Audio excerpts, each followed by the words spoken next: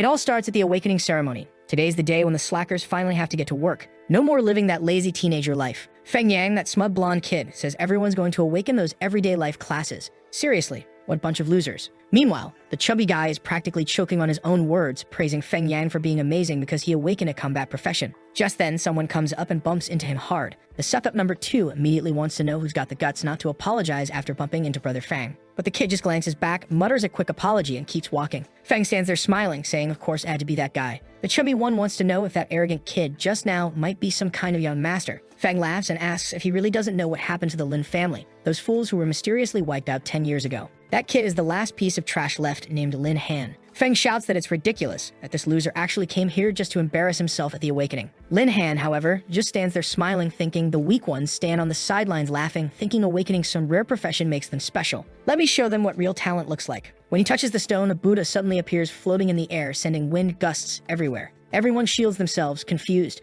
Feng can't believe it. That kid must have awakened something insane, and now he's about to be humiliated. But a special talent that appears is Beastmaster. The girls start gossiping, saying what a shame it is that it's a waste of talent. Han just stands there while Feng Yang steps up, asking, "So, you think your life just got better? You'd better remember, every beast tamer is trash. That's because beasts need an absurd amount of resources to grow strong, you've got no family backing you up, and you're broke." The protagonist, though, just replies, "Well, look who's standing in front of me. Aren't you the brother of Feng Rom, the guy who's useless except for the fact that he has a profession?" The blonde kid is already about to tell him to shut up and suddenly comes swinging, shouting that he'll kill him right now. But then his sandal smacks down and something beautiful comes flying in with a dropkick. Blood sprays, the kid goes flying. What the hell was that? No surprise though, because look at the size of Bei Bing's thighs. She's more like Bai Big, and she says that a filthy guy like him shouldn't be opening his mouth to insult her student. "Disappear right now or I'll rip the skin off your flesh." Damn, that was fierce. The fool walks off trembling all over. He knows this damn Bai Bing is just a cursed teacher, but her family's powerful, and it's better not to cause trouble. Meanwhile, she's praising our boy. "You awaken his secret profession?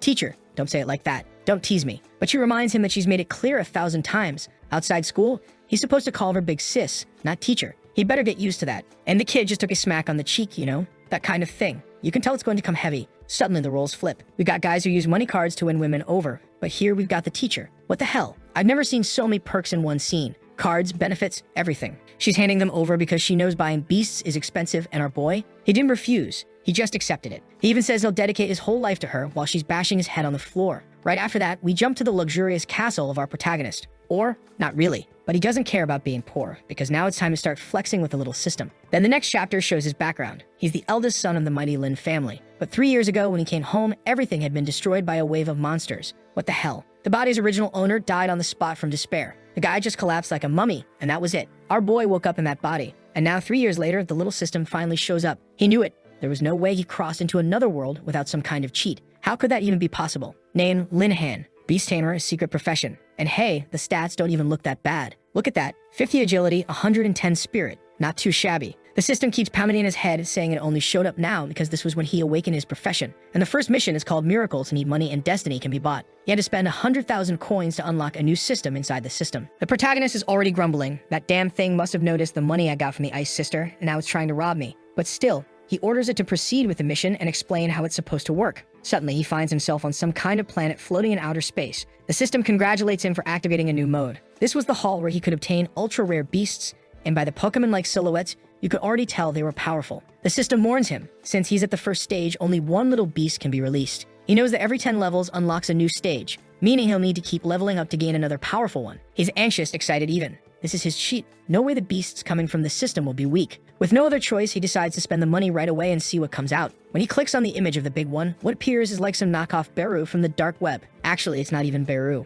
It's a micro Beru, a tiny ant crawling on his fingertip. He wonders if he really just wasted 100,000 coins on an ant. But in that instant, the creature forms a contract with him, shifting into its second form. And damn, here comes the giant ant. From this angle, I'd say it's a queen ant. It has to be. And our boy is standing there impressed, saying that at this rate, he's going to be at the top by tomorrow. Then on the day of the test at Shadow Mountain, the copy-paste squad is summoned. Their leader announces that today they'll be taking the test to evaluate the potential of the professions they've awakened. The bearded musclehead is named Ko Chong, and he informs them that Bei Bing had an emergency and won't be there today. Our boy is making a face like he's showing off his celestial queen ant, while Ko Chang explains that the portal will send them to areas appropriate for their current levels. That's when someone suddenly pats Lin on the shoulder and calls his name. It's a guy named Long Chanjiao, a chubby friend of his, who asks if Lin managed to get Beast to form a contract with. And he's kind enough to say that if not, they can go together and he'll help him out. But Feng Yang is right there nearby, saying that anyone who needs help to clear the very first test should just quit right now because it's pathetic. Then he generously offers Lin a chance, saying that if Lin starts barking and begs him, he'll let him join their group to help him. Lin asks if it's a dog group since he has to bark to get in. The guy was laughing until he realized he'd just been roasted. And seriously, this guy, say one thing and he's already ready to swing at you. But the protagonist calmly flares a bit of his aura and grabs his arm and asks if he skipped breakfast today. Feng is stunned. Lin's supposed to be a beast tamer. How could he, a non-fighter, just block Feng's punch? Meanwhile, the instructor is calling out to Lin Han, telling him to stop fooling around and get moving. Long still wants to help, but Lin tells him not to worry, he can handle it on his own. But it seems Feng already spoke with the instructor to make Lin's trial extra difficult, almost guaranteeing he won't come back alive. The instructor even looks at Lin and says a kid like him shouldn't be anywhere near Bei Bang because she's a woman meant for him. That's what happens. When you don't have a woman, life's hard because you don't. When you do have one, life's hard because you do. Pure misery either way. Our protagonist, on the other hand, is stepping into the dungeon, Wolf Habitat, an area recommended for level 11 to 20. Lin finds this strange. Why would they send him somewhere so far above his level? But before he can figure it out, the first creatures appear. He's already surrounded by wolves on all sides, so he gives his queen ant a little pat. All right, big girl, wake up, let's go. She lights up, does exactly as told, and appears. Wide hips, stretching out to the sides, opening her little eyes and immediately telling her master that she's ready. Celestial Queen Ant, level 10 with 800 strength. Holy hell, that's broken.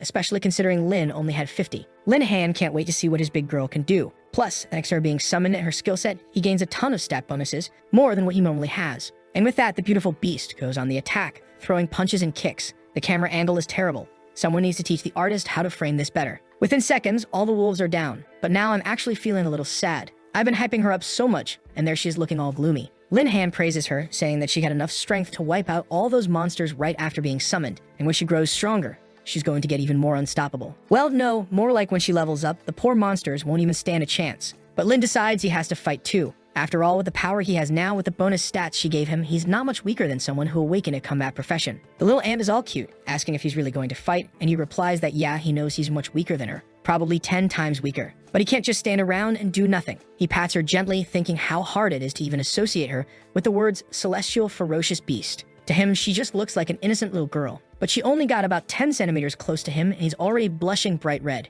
Yep, now you can tell what kind of protagonist he is. Meanwhile, a few guys off to the side are whispering, wondering if the kid wasn't supposed to be alone. That's what Cao Chong, the instructor, had said. But they're not seeing him alone. They're seeing something with a figure, even a face. Top tier. These bastards aren't even Thai, but suddenly they're all eager to eat insects, huh? Then the shaved head one warns the others to be careful, saying that girl clearly isn't weak. They have to ambush her together when her guard's down and kill the boy first. But when he looks back, the fierce one already has his buddy by the throat, asking if he's trying to hurt her master. The guy realizes instantly that his friend didn't even stand a chance. Right there and then, he panics knowing she's at least level 20. Lin Han is right behind him, shouting not to let the man escape. The guy tries to run out the other side of the dungeon, but ends up getting crushed under a monster's paw. The protagonist quickly tells the ant girl to stay still, while he wonders if this was really supposed to be a level 11 to 20 zone. Why the hell was there a wolf king here at level 22? The fool is squirming under the paw, begging for help, but he's flattened like a pancake. The mission instantly updates. Kill this creature and earn 200 beast points. As good as that sounds, Lin knows it won't be easy. That's why he tells the ant girl it might be best to retreat for now. The problem is she's got a strange grin, and it doesn't look like she plans on backing down. Since that's the case, he orders her to charge. She goes flying at the wolf at full speed.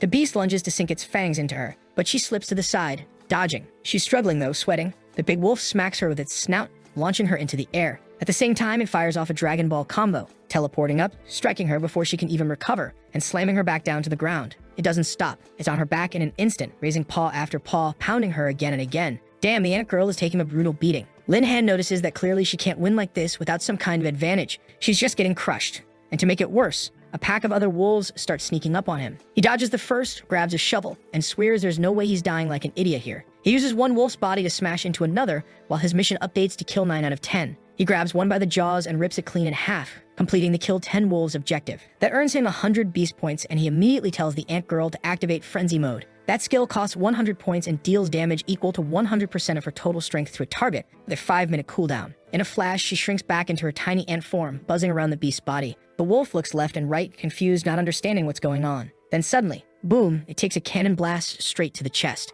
And she did it while still in ant form. She's furious now, screaming like she's lost her mind. and then she copies her master, tearing the beast wide open too. She crawls inside its body as a little ant, grows massive inside, and rips it apart from within. The mission to kill the boss is instantly completed, and he gains another 1500 experience. Lin Han is stunned. A level 22 boss killed like that. That really is a ferocious beast, standing there with that peculiar smile. Clearly, this girl isn't all there in the head. He wonders if the system notified her about what was happening, since her reaction seems so strange. The system tells him to collect the loot dropped from the boss, and at that moment, her frenzy state ends. She beams with joy, hugs him tight, and says she killed the big dog. And just like that, our boy's turning into a Thai drama protagonist, clinging to her and wondering, what the hell is this sweet feeling? But she says she's tired, and he lets her fall asleep. Honestly, it's easier when she's tiny. Just tuck her away like an ant and carry her in your pocket. For now, though, he just strokes her gently, and a little while later, she's curled up on his shoulder. As he glances around, he thinks to himself that this status window really does look exactly like one from a game. Time to check what loot the boss dropped. The first item is a Wolf Fang sword, which requires level 22 to equip and grants some stat boosts.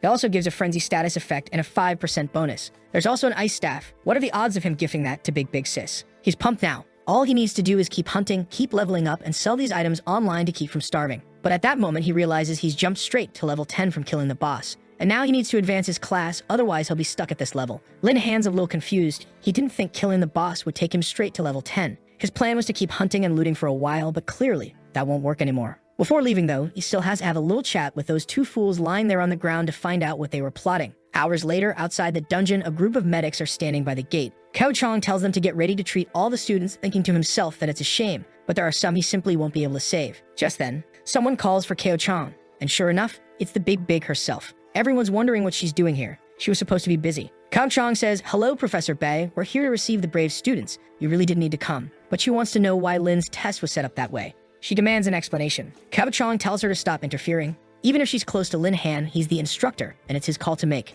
In his opinion, all students should be treated equally, and if she really wants to discuss improving the training plan, they could always have a nice little private meeting about it. Holy hell, she instantly pulls out a dagger and presses it against his neck, warning him to cut the jokes and start explaining. Kao Chong starts stammering, "I don't know what you're talking about, Miss Bai." But she snaps back, Lin just awakened as a beast tamer, so why was he sent to a level 20 zone? He can't even defend himself, let alone tame a monster in a place like that. Just because his family's dead, you think you can do this to him? Kao Chong carefully pushes the dagger aside and says she's mistaken. He meant well. Lin is a talented boy who awakened his secret ability. He's sure everything will go fine. He even sent 3 assistants to help him. Big finally lowers the dagger and says fine, but he'd better come back alive because if even a piece of that boy is missing, she'll carve the same piece out of Kao Chong and hand it to Lin personally. He just laughs nervously, saying, all right, while thinking to himself she's acting all tough now. But when she sees Lin's corpse, she'll realize how arrogant she was, and then she won't have any choice left. Wait a second, what kind of logic is that? Is this guy thinking she's going to drag him to bed for a duel if Lin dies? My god, poor guy. Truly the side character with a 4-point IQ.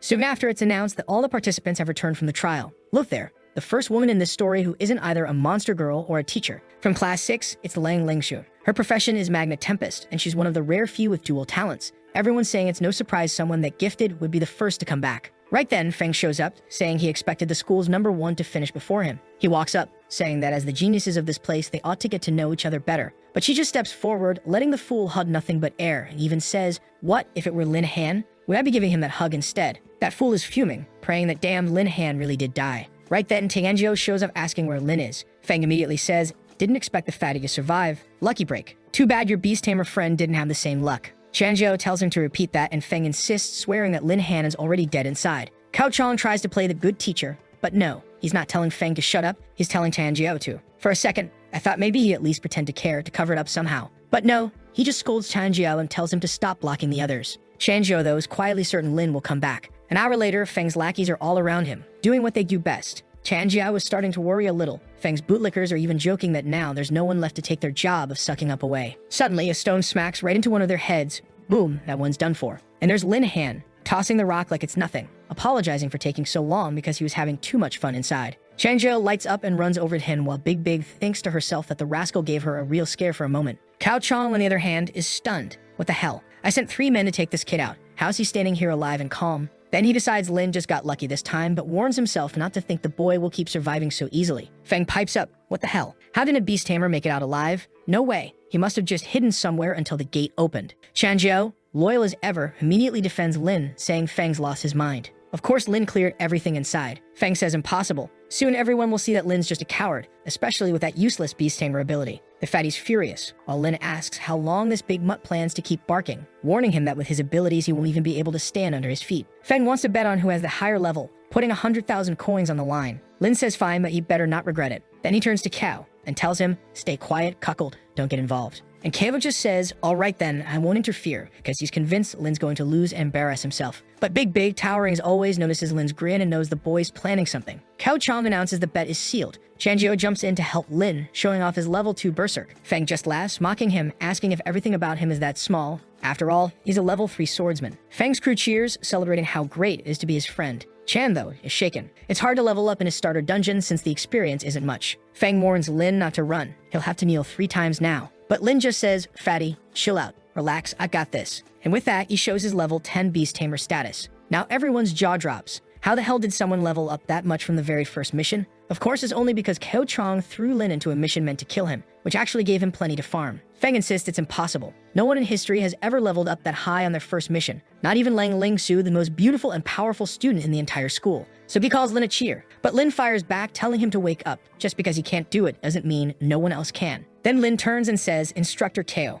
you promised to watch over this bet, and now I've won. So please, you're the one who has to make sure Feng doesn't go back on his word. It also makes it clear that the only reason he reached level 10 was because of a few assistants. There were plenty of people during this mission who went out of their way to help him, and he's thankful for that. Kao Chong realizes this damn brat knows I sent people after him, but if he's alive and aware of it, that means he must have captured those guys and forced them to surrender. No way, I worked hard to set this up, and now this kid just ruined my plan. Meanwhile, Lingxi is standing there in shock, a butterfly practically flying around her head. Wait, is he really level 10? Even she, the #1 genius of the academy, hasn't reached level 5 yet with her Magma Tempest class. Right then, the protagonist calls out for Babing, who wants to know what brought her there. A little embarrassed, she says that her business was already wrapped up, so she came by to check out the new talents. Lin's loyal follower is right there praising him when, out of nowhere, Big freezes. Kao Chong suddenly swings a fist down, trying to smash Lin's head. Seriously, people in the story have zero emotional control, because Babing has to jump in to stop him. She throws herself into an honest fist-to-fist clash while he shouts at her to stop defying academy rules, that today he's going to kill Lin Han. Buddy, I think you're the one breaking the rules here. That doesn't even make sense. Even so,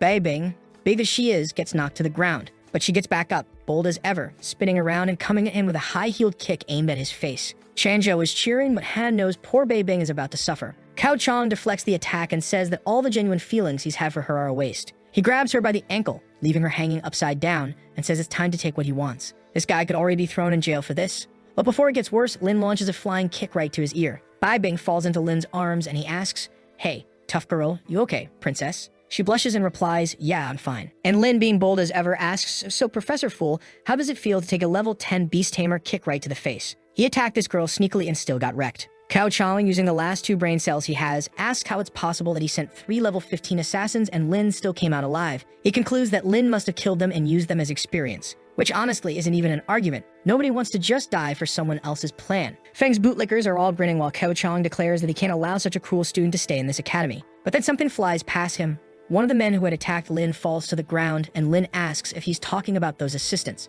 That's when Kao Chong realizes it's true. The assassin he sent isn't even alive anymore. If this guy died, none of the others survived either. But for him, that's perfect. After all, dead men can't testify. So he says, even the body is here, Lin Han. How are you going to justify yourself? You killed them all. Lin replies that he's not justifying anything. He was on the mountain and found some corpses, so he kindly decided to bring them out. Unlike the type of person who would dare to send assassins after a young student on his very first dungeon run. He pats the chest of the fallen man and says, man, life really was cruel to you, huh? You died like a fool, and even in death, you're being used as a pawn, so this guy can dodge blame. If you ever come back to this world as a ghost, haunt him every single night. Kao Chong and Feng both jump at him, throwing punches. Babing calls out to Lin, who's already dodging left and right. In a blur, he's suddenly behind them, asking, how is it even possible that a teacher like you sent people to kill a student? The guy's getting angrier, screaming away, but none of his attacks land. Feng's bootlicker crew is cheering him on, and damn, he even busts out a JoJo-style barrage of punches. But even then, the protagonist is still dodging everything, and Kao Chong just can't figure out how this is possible. Lin jumps over him, fully aware that what matters right now is avoiding any direct hit. But he's not going to stand there trading blows either. The man's got way more physical strength than him. Honestly, I thought he was going to hand that staff over to Lingxu, who's standing there with her butterfly over the head stunned expression. But no, he equips it himself and immediately casts a spell, freezing the bastard's foot in place. Before Kao Chong can react, Lin swings and lands a brutal strike right to his shin, clearly aiming to break it. Kao Chong crashes against the mountain wall and Lin Han is stunned by the power. Wow, those extra levels really gave him a huge boost. And dropping such a rare item this early? Definitely not normal. Now all he has to do is keep the guy from getting too close, and this fight is his. And of course he knows he's only able to hold his ground thanks to the bonus stats he's getting from his fierce queen ant. Still, he can tell, if he can fight like this, imagine what she can do. She's already level 13 with 1700 strength and charges straight at Cao Chang. Artist, you're almost nailing the perfect angle. Just lower the camera a little more, just a bit lower. Cao Chang decides to go all in, shouting that the brat really does deserve to die, and throws his punch to meet hers. Lightning cracks overhead as everyone watches in shock. But nope, he couldn't handle the impact. He's sent flying back. Changzhou cheers while Bai Bing wonders who the new powerhouse is supposed to be. Feng, meanwhile, can't wrap his head around it. A student actually hitting a teacher like that. But the ant girl is screaming frantically. Lin Han immediately orders Ai Yi to return, and she comes back, huge as always. I told you guys, she's massive. She happily clings to him and asks if he likes it when she obeys. He says yes and tells her she can turn back into a little ant, and she does, hopping back onto his shoulder. Cao Chang tries to keep up his act, saying Lin colluded with outsiders to kill him. He demands to know who that woman from earlier was, the one Lin supposedly brought to murder a teacher. Clearly, he claims Lin should be punished. And then the bastard rips off his shirt, ready to go all out. But suddenly, someone steps on his shoulder and slams him into the ground. They warn Instructor Kao that the case hasn't even been investigated yet, so he better not accuse students without proof. The whole crowd is in shock. The school director himself just showed up. Level 56, rank 1 demon refiner, Saikon Cheng. Kao Chang is still trying to spin his story, insisting that Lin killed the assistants just to gain levels. He says he was about to bring Lin to trial when the boy even tried to kill him, and that the evidence is right there. Look at the body on the ground. Lin Han should be executed. But the protagonist just replies that all of this is nothing but false accusations. Why would he drag a corpse out here just to blame himself for murder? Saikon asks what Lin has to say for himself, and Lin tells him to examine how those assistants actually died. Saikon inspects one of the bodies and says the chest bones were completely shattered, with every internal organ pulverized. This type of wound, he explains, is usually caused by extremely large beasts. Kao Chang says it doesn't matter. Even if a beast was the one that killed them, Lin still had something to do with it. Otherwise, why would he have brought the body out here? Lin replies that he's already explained this over and over. He just found the body on the mountain and brought it out. So why are you still insisting I killed him? Maybe it was because, deep down, he knew he was the one who sent them and was terrified of being exposed. Not just as incompetent, but because the entire scheme would come to light. That's when Big, tall and imposing as ever, steps in and says that Cao Chang deliberately sent Lin Han to a zone way above his level. It was clearly an attempt to get the student injured. Cao Chang realizes everyone is turning against him and tries to claim it's all slander. He even calls Big a mutt who only takes the kid's side. Then Saikong speaks up, Lin Han, accusing an instructor is a very serious matter. Do you have any proof? Cao Chang secretly celebrates. Perfect. Everyone who could have testified is dead, and now Lin Han is backed into a corner with no way out. But Lin just says he would never accuse anyone without proof. Then he suddenly opens a portal. No idea where he learned that ability out of nowhere, but maybe every hunter in this world can do that. Let's just roll with it. He pulls out 2 of the men along with the beast's remains. Big doesn't even flinch. I swear she must have had Botox. Not a single muscle on her face moves. Meanwhile, the chubby friend just stands there with his usual dumbfounded expression. Lin only brought half of the wolf back with him, but he explains that these 3 were secretly monitoring him, and unfortunately, they ran into the wolf. One of them died, but he managed to take the creature down. Now comes the question, why did Instructor Kao send 3 people to monitor him in this dungeon? Lin kicks one of them hard and says this guy is definitely going to give some answers. Right away, the 2 terrified men start screaming, confessing that Cao Chang gave them permission to go in and cause trouble for Lin. The whole plan was to have him die to a beast so everyone would think it had nothing to do with them. They're spilling everything in desperation, and honestly, I don't even know if the ants are still nibbling at them, but at least back in the dungeon, he definitely used his giant ant to get these guys chewed on.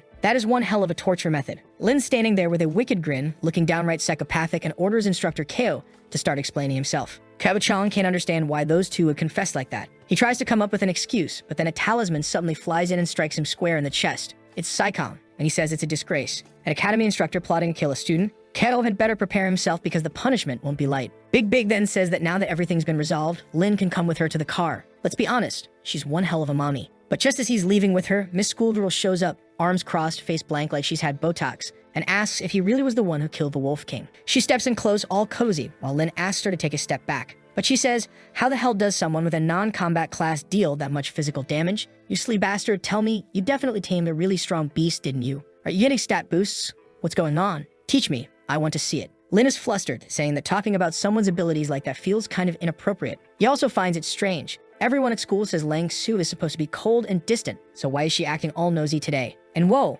Big Mommy is suddenly jealous. She slaps the girl and tells her she should head home, focus on finishing her homework summary, and stop hanging around picking fights. Now that I think about it, they really do look kind of like mother and daughter. And Dan and our protagonists in the middle of this mess. This man's actually clearing the whole game like a pro. While the two of them are about to start a fight where no one's coming out the loser, Lin waves goodbye, saying he's done for the day. He's exhausted. Both of them are fuming. And wow, Big Big is jealous of even the giant ant. Granted, the ant is a powerhouse. She's practically competing for the biggest girl title. And now that I look closer, the ant has gray hair too. What's going on here? Does every woman in this world have gray hair? Is that like their version of black hair? Big Big then says she's leaving now that everything's been resolved and tells Lin to be careful. But Ling Su speaks up, classmate Lin Han, you still haven't answered me. Lin, exhausted, says they'll talk later and she replies that's fine, but he better not forget. The protagonist feels drained, wondering why it seems like Big Big was so irritated. But he shrugs it off, it's been a long day and it's time to get some rest. At the Mountain Exchange House. Wait, who's this? She works here. Guess he's not the only one wanting to trade things today.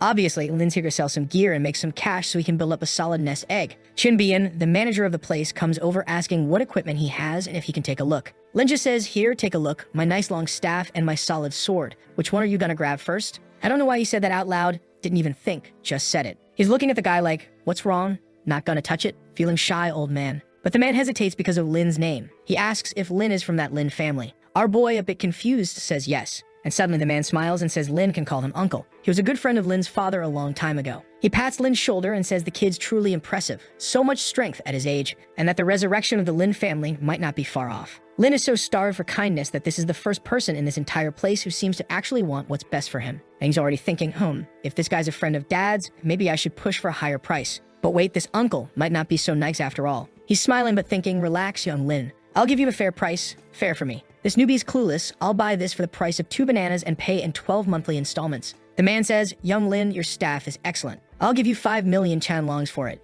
But Lin replies, come on, uncle, business is business. At least give me 8,000 coins. That was the boss drop from that place. The uncle insists on 5. Lin pushes to 8. The uncle sticks to 5, so Lin drops to 6, saying that since he's his uncle, he'll lower it a bit. The man thanks him and says it's a pleasure doing business, while the fierce girl in the background wants to know who this kid is. At that point, she pulls out the 2 things that can buy anything in this world, and no, it's not credit cards. The old man also offers Lin VIP membership cards so he can come back, make trades whenever he wants, and sell anything freely. Since the man just paid him, Lin decides it's time to browse for some items. He starts looking around for good gear while the manager watches, impressed. This kid Lin just awakened recently and is already this strong. He's bound to reach a terrifying level one day. There's going to be plenty of opportunity to cooperate with someone like him. The scene shifts, probably to the next day at Lin's house. There's an older man standing by a car out front. Lin arrives and says, old man, what are you doing here? The man answers, young Lin, it's been so long since we last met. Lin, suspicious, says, yeah, it's been a while. The Lin family's fallen apart, so what do you want here? The man says something about Miss Big Big having led a team into a mystical cave deep within the diamond rank beast wastes. But because of her unauthorized actions, she was confined and he came to deliver something. I understood as little as you did. And the protagonist is there wondering, why did she go into a diamond rank cave? That's insane. Apparently, she really did push herself for his sake. It looks like he's going to receive something, but the old man tells him to wait a moment because there's a message for him. Big Big sent word that after this gift, they no longer have any connection. He better stop bothering her. It seems her current family elder is against our boy, but he just replies that to begin with, he doesn't have much of a connection with their family anyway. Besides, when disaster struck the Lin family, it didn't help then and they don't help now, so he doesn't know what they're talking about. Ah, got it. She sent him a void beast as a gift, but the protagonist tells them to take the beast back. If they think they can bring presents and make him look like a fool, they got another thing coming. Old Liu says the kid is bold, but the Bai family won't let him leave without this. What is this? Are they going to beat the boy until he accepts the gift? He warns that if Lin tries to humiliate the Liu family, he'll have to face the consequences. But out of nowhere, our X-Men boy gives him a laser-like glare and the guy freezes. The old man is all twisted up, lost, drifting in the void, wondering what's happening. Lin Han was supposed to be just a trash beast tamer, so why did his body feel primal fear? The protagonist says, nah, this isn't about spending money, women, and multiplying. Just take this card and get lost, old fool. The old man, card?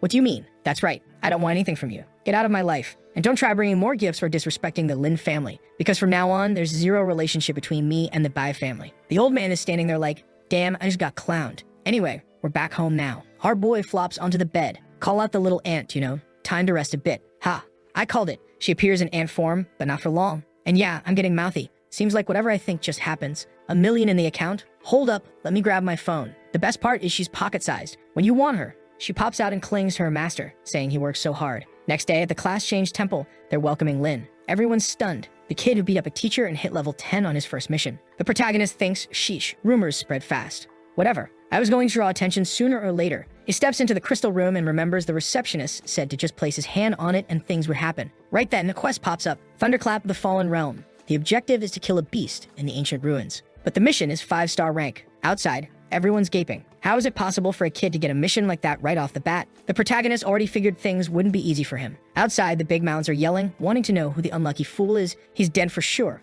The 5-star mission is impossible. Our boy stretches his arms and yawns right in front of the copy-paste crowd. He knows it won't be easy, but at least the reward should be better than usual. Out in those ruined remains, there's a group of mercenaries nearby. Dan, look at the bald guy. Pass us your back day workout routine. The dude's got 2 wing-like lats, almost like a dragon taking off. He looks disappointed because no one's been showing up for missions there, and they're about to starve for another month. But by coincidence and fate's timing, guess who happens to be walking right past him? The soldiers say, "Whoa, this kid's dressed pretty well." Wait, hold on. The protagonist wearing a black shirt and a little white jacket. But tell me he doesn't have. The back day king calls out to him and says, "Hey, kid, need help. Hire the mercenaries for my crew. We're the best." Lin keeps walking and answers, "I don't need it, thanks." The back day king pushes it. "What's this? You're turning us down? Come with us," and grabs Lin by the arm. Irritated, Lin says, "Stop bothering me. Want a beating? I'll break you right here," then shoves the guy away. The protagonist's thinking, what's this guy's deal? Trying to get a commission off my quest. Thinks I'm some clueless amateur. The bald lap monster is clutching his arm in pain. I'm gonna kill this brat.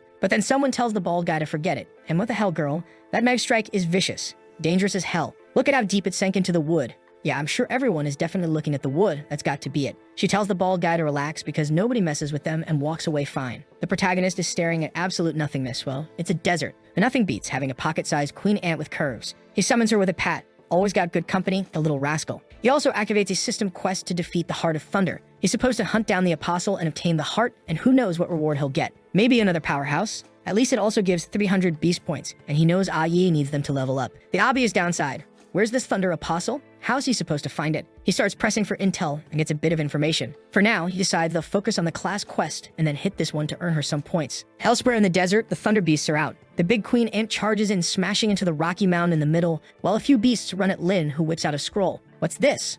A broken scroll to cast Meteor. Who needs mages in a world like this? The poor wolves never had a chance. He strings together hit after hit. He keeps farming stones while the creatures realize they're outmatched and try to flee. Actually, no, because he keeps spamming a million explosions and wipes the desert clean. The fight ends and our boy figures that wasn't bad at all. He managed to gather a good haul of stones. The big little ant dings up to level 15 while he's stuck at 10. He needs to advance his class before he can level again. Looks like he bought some intel from someone, so he checks his phone to see if it came through. There it is, the map marker. He immediately tells the menace, "Come on, wide-hipped one. Let's rack up some points." Meanwhile, while he's running around with one target, another set of eyes is on him. She's all smiles, huge and happy. "Oh, you naughty thing. If you've got those extremely expensive scrolls and you're burning through that many, you must be loaded." Lightbulb head goes, "Boss, what do we do?" She answers, "No rush. Let the kid stack up more loot first." In other words, what does that mean? We're 2 dime store villains. Let him get really strong and try to jump him. "Boss, you're a genius." Right after that, they find the Thunder Apostle, level 17. The protagonist thinks this is way easier than expected. Considering he already took down that level 22 boss, he orders the Queen Ants, still huge,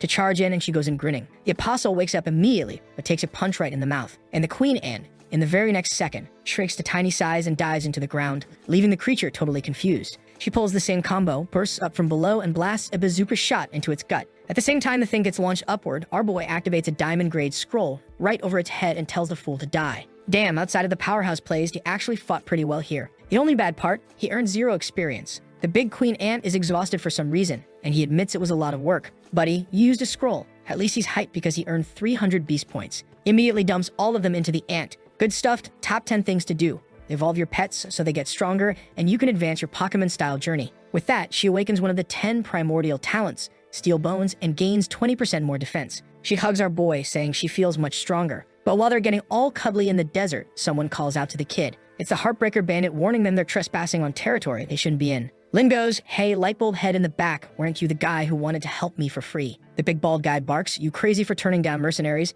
Hand over that treasure." The protagonist, "Oh please, you think you're robbing someone in broad daylight? Wake up, Chrome Dome." The redhead, gorgeous, goes, "Kid, you do realize this isn't a safe zone, right? No patrols out here and you're alone. Picture your body sinking into this sand, buried and eaten by beasts because no one's going to find you." Then she adds, "But relax, big sis will take care of you." Yeah, the second she says that, the queen ant vanishes. Everybody in this story gets jealous. She pops up behind the redhead, grabs 2 of the fools by the hands, and starts spinning, hurling bodies everywhere like a human tornado. The poor girl gets flung far. Meanwhile, the guys pull out that American magic to try and deal with our boy, but the ant has just awakened steel armor, and she's untouchable. The redhead's falling all awkward, yelling for the crew to run. He looks like that meme of the cafeteria girl dropping her tray, staring up. Lin steps forward and says it's too late for her to run, as use level Thunderbolt nails her right on the head.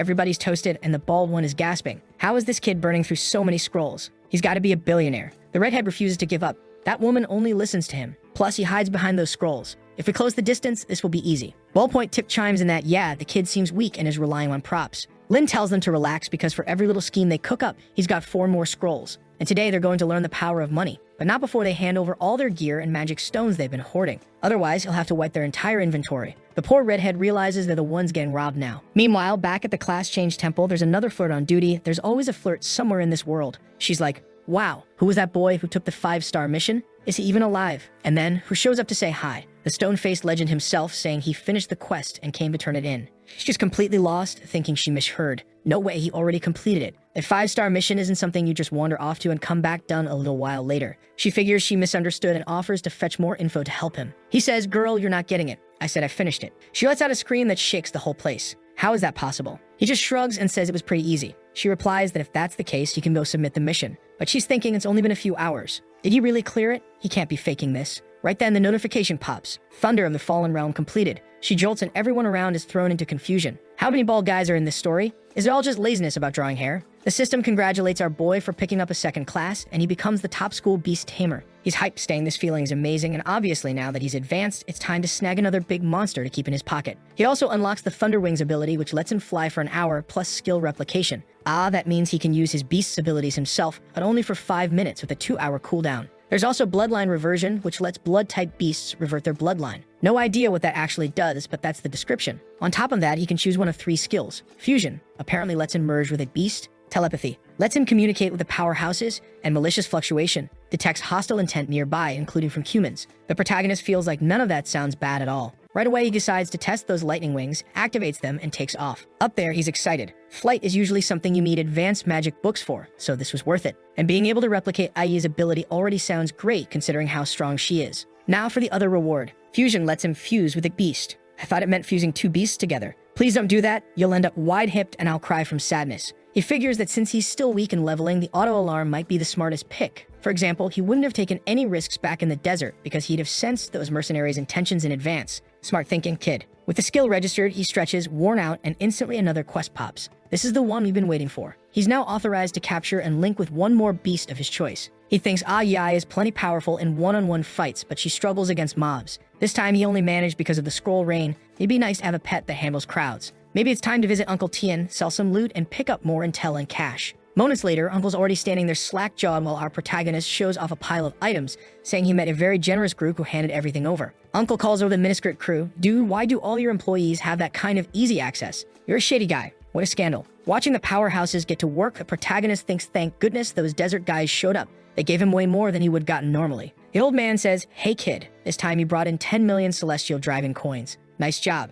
The protagonist goes, thanks uncle, but you have a beast to recommend. Something thunder type. The old man thinks it over. Thunder. I've got it. I heard about a top-tier one that appeared in the Wuzhou City forest a few days ago. Seemed to be a bird with an ancestral bloodline, but everyone who tried to capture it came back empty-handed. Lin Han gets excited. An ancestral bloodline is exactly what he wants. He asks for more details, but Uncle says they don't have much, except they do have a feather from the lightning bird. Miss Bare Hips steps up and shows him the feather. In theory, it glows brighter the closer you get to the bird. The protagonist looks down and says it's really nice. The feather or the girl. But as he reaches out to take it, Uncle says, easy there, Lin Han. If you really want this feather, you'll have to pay 1 million. The protagonist can't believe it. That crooked uncle really wants to squeeze 1 million out of him for a single feather. But at the same time, it's the only Lee he has to capture a pet with an ancestral bloodline. So you know what? Hand it over, old goat. Looking at the item, he thinks, damn it, I can't believe I just spent 1 million on a feather. But whatever, time to hunt the next bombshell. They're already in the mountains and area recommended from level 20 down to level 0. Now, is that 0 as in infinity down or 0 as in before 1? He remembers the uncle said the feather starts glowing when he's within 10 meters of the bird. Lin Han tosses the thing on the ground and points out the obvious.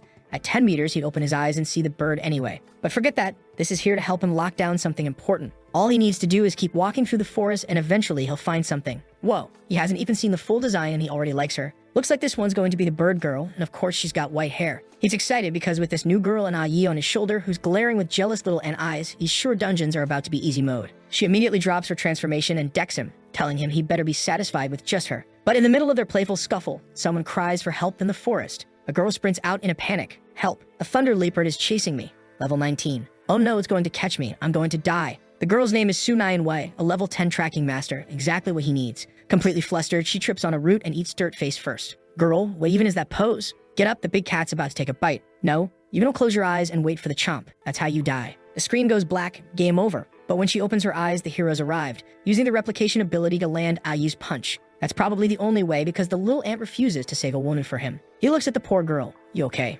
Meanwhile, she's thinking, he one-punched a thunder leopard. She says, there are tons of leopards here. We have to run. The protagonist goes, that's just a big kitty. Relax. I got this. I got this, in this case, means the giant ant. Out of nowhere, Ayi becomes enormous, huge, and starts biting. It's brutal and downright violent. She's wrecking the poor big cat. One of the top 10 saddest things.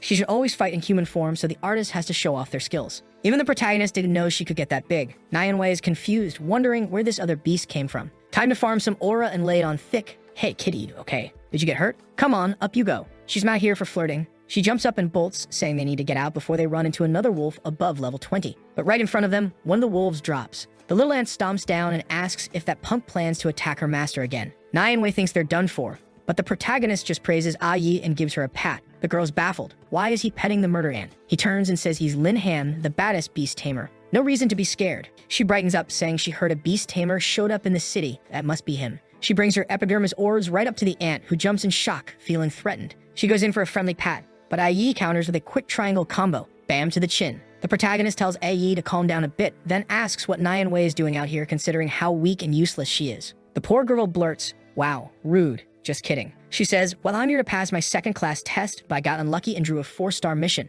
And you, what are you doing here, dummy? The protagonist explains, I'm in this forest to hunt the lightning bird. That's my goal. Nyanwei perks up and says, if that's the case, they can help each other since she's a tracker. And because he saved her, she definitely owes him one. Lin is excited. This is exactly the kind of person he needed. Someone to help find that blasted bird. He immediately takes her hand and says his mission is now in her hands. She explains that her abilities have some limits. For example, tracking is much easier if she has the creature's item. What an amazing coincidence. Looks like I've got a feather right here. Miss. The moment she looks it over and sees the quality is high, she says it won't be hard to find. Now it's easy. She warns that her ability might end up damaging the feather, and he says that's fine. It's almost useless to him anyway, since it only works within 10 meters for now.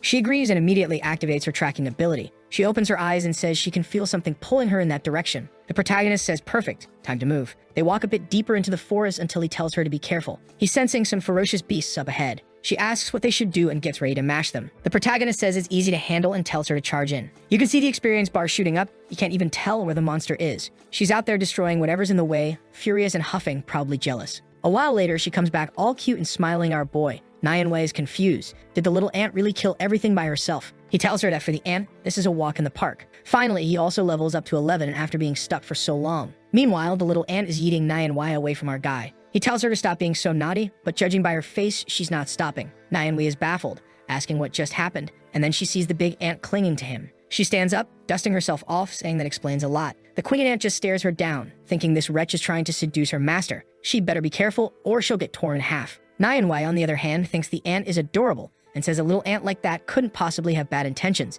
She goes in for a pet while the ant is thinking, annoying woman, I want to smack this girl around, but she'll probably die. Master, help me. Get her away from me. Lin Han asks Nyanwei to stop bothering the little ant and to get back to what they came here to do. Countless notifications pop up as they move through the forest and farm more creatures. Our boy is already level 15, 1,820 strength. He's both excited and a bit disappointed. Soon he'll be stuck at level 20 and need to advance class again. On the other hand, better early than late. He looks at the little ant and says the journey's been long. The poor thing is already asleep. Nyanwei agrees it's taking much longer than she imagined. They've left a trail of every creature in the forest lying dead behind them, but she's confident. She can feel they're getting closer and will be the first to find it. Suddenly, the little ant is saying something and our boy senses something odd. Maybe she felt the presence of another powerful creature. He glances to the side, and there it is, the lightning bird, level 13. Low level, honestly. Right away, the protagonist thinks that if he seals a Pokemon-style contract with that thing, it'll be perfect. But the bird is clever and bolts immediately. Nyanwei says this is going to be tough. Nobody here can fly, right? How are they supposed to catch it? What she doesn't know is that this is exactly the ability Lin Han awakened.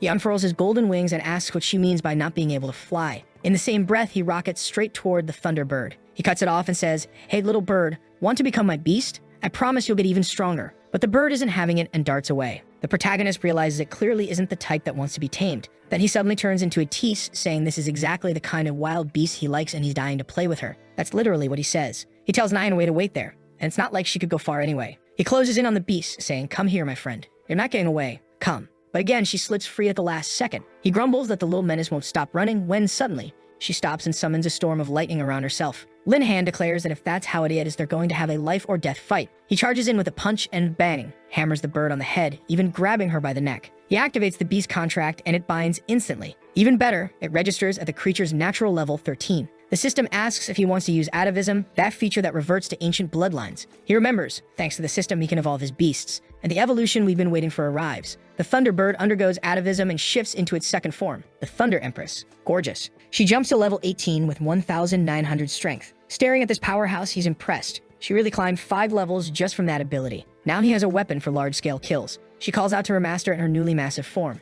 Our boy sizes her up, thinking she is definitely a wild one. There's going to be fierce competition. Right then, Ayer, jealous on his shoulder, transforms and steps forward for a duel, demanding to know what this stinking bird is doing here trying to steal her master. The bird basically says she eats ants for lunch, so the ant had better watch it or she'll bite. The protagonist tells both of them to calm down and stop with the fighting because he's the master here. When he calls Yi by name, the bird perks up and asks for a name too. He tells a story from ancient times about a sky thunder master named Tango and gives her that name. But no way am I using the full-on Chinese name here. I'm calling her Bird to the end. The protagonist thinks, what a gentle, powerful girl, I'm dying to test for lightning. He has an idea where he can do it, while Tanwei is still standing there in the forest waiting for him. The scene shifts to a barbarian camp. She asks, Lin Han, are you sure you want to attack that creature there? They're part of my mission, but I'd only need to kill the leader, not the entire camp. The protagonist says, don't worry, I got what I wanted, and now I'll help you too. Immediately, he orders the bird to take off. She soars into the sky, expands to her large form, and triggers a lightning storm. The heavens close up with purple clouds rolling in while the barbarians below wonder what's happening. Seeing they're all level 10, the protagonist almost feels bad. They won't stand a chance. He even asks the bird to go a bit easier, otherwise she might kill the leader too. She advances, saying she'll obey her master, and then drops to the ground, taking out the first targets. One poor barbarian draws his bow, saying he'll handle it right now, but in a second she's already face to face, gripping his neck, and a bolt of lightning drops from the sky onto him. Tianwei is stunned, saying that even with so many enemies, she still seems to be handling everything. Another body drops in front of them, she's already stepping on it, and our guy praises her. Now he notices it's the leader's body, and he hands Tianwei a little dagger, telling her to finish the mission. She thanks him, gives a quick stab, and completes her objective. She's all sweet about it, saying that without him she never could have done it. Honestly, no way, you look pretty useless, girl. Now she's offering him what you'd expect, right, fellas? That's right, come visit her hometown. What else would it be? But with 2 curvy monsters and the big mommy, he couldn't care less. He just says they'll talk later. She blushes and says, I hope we meet again soon. Back in the forest, he's being chased by those mountains of muscle when he suddenly gets a call from Long Chanjiao, his chubby friend. The protagonist says, if this is about grabbing food, don't even start. But the chubby one says it's not that.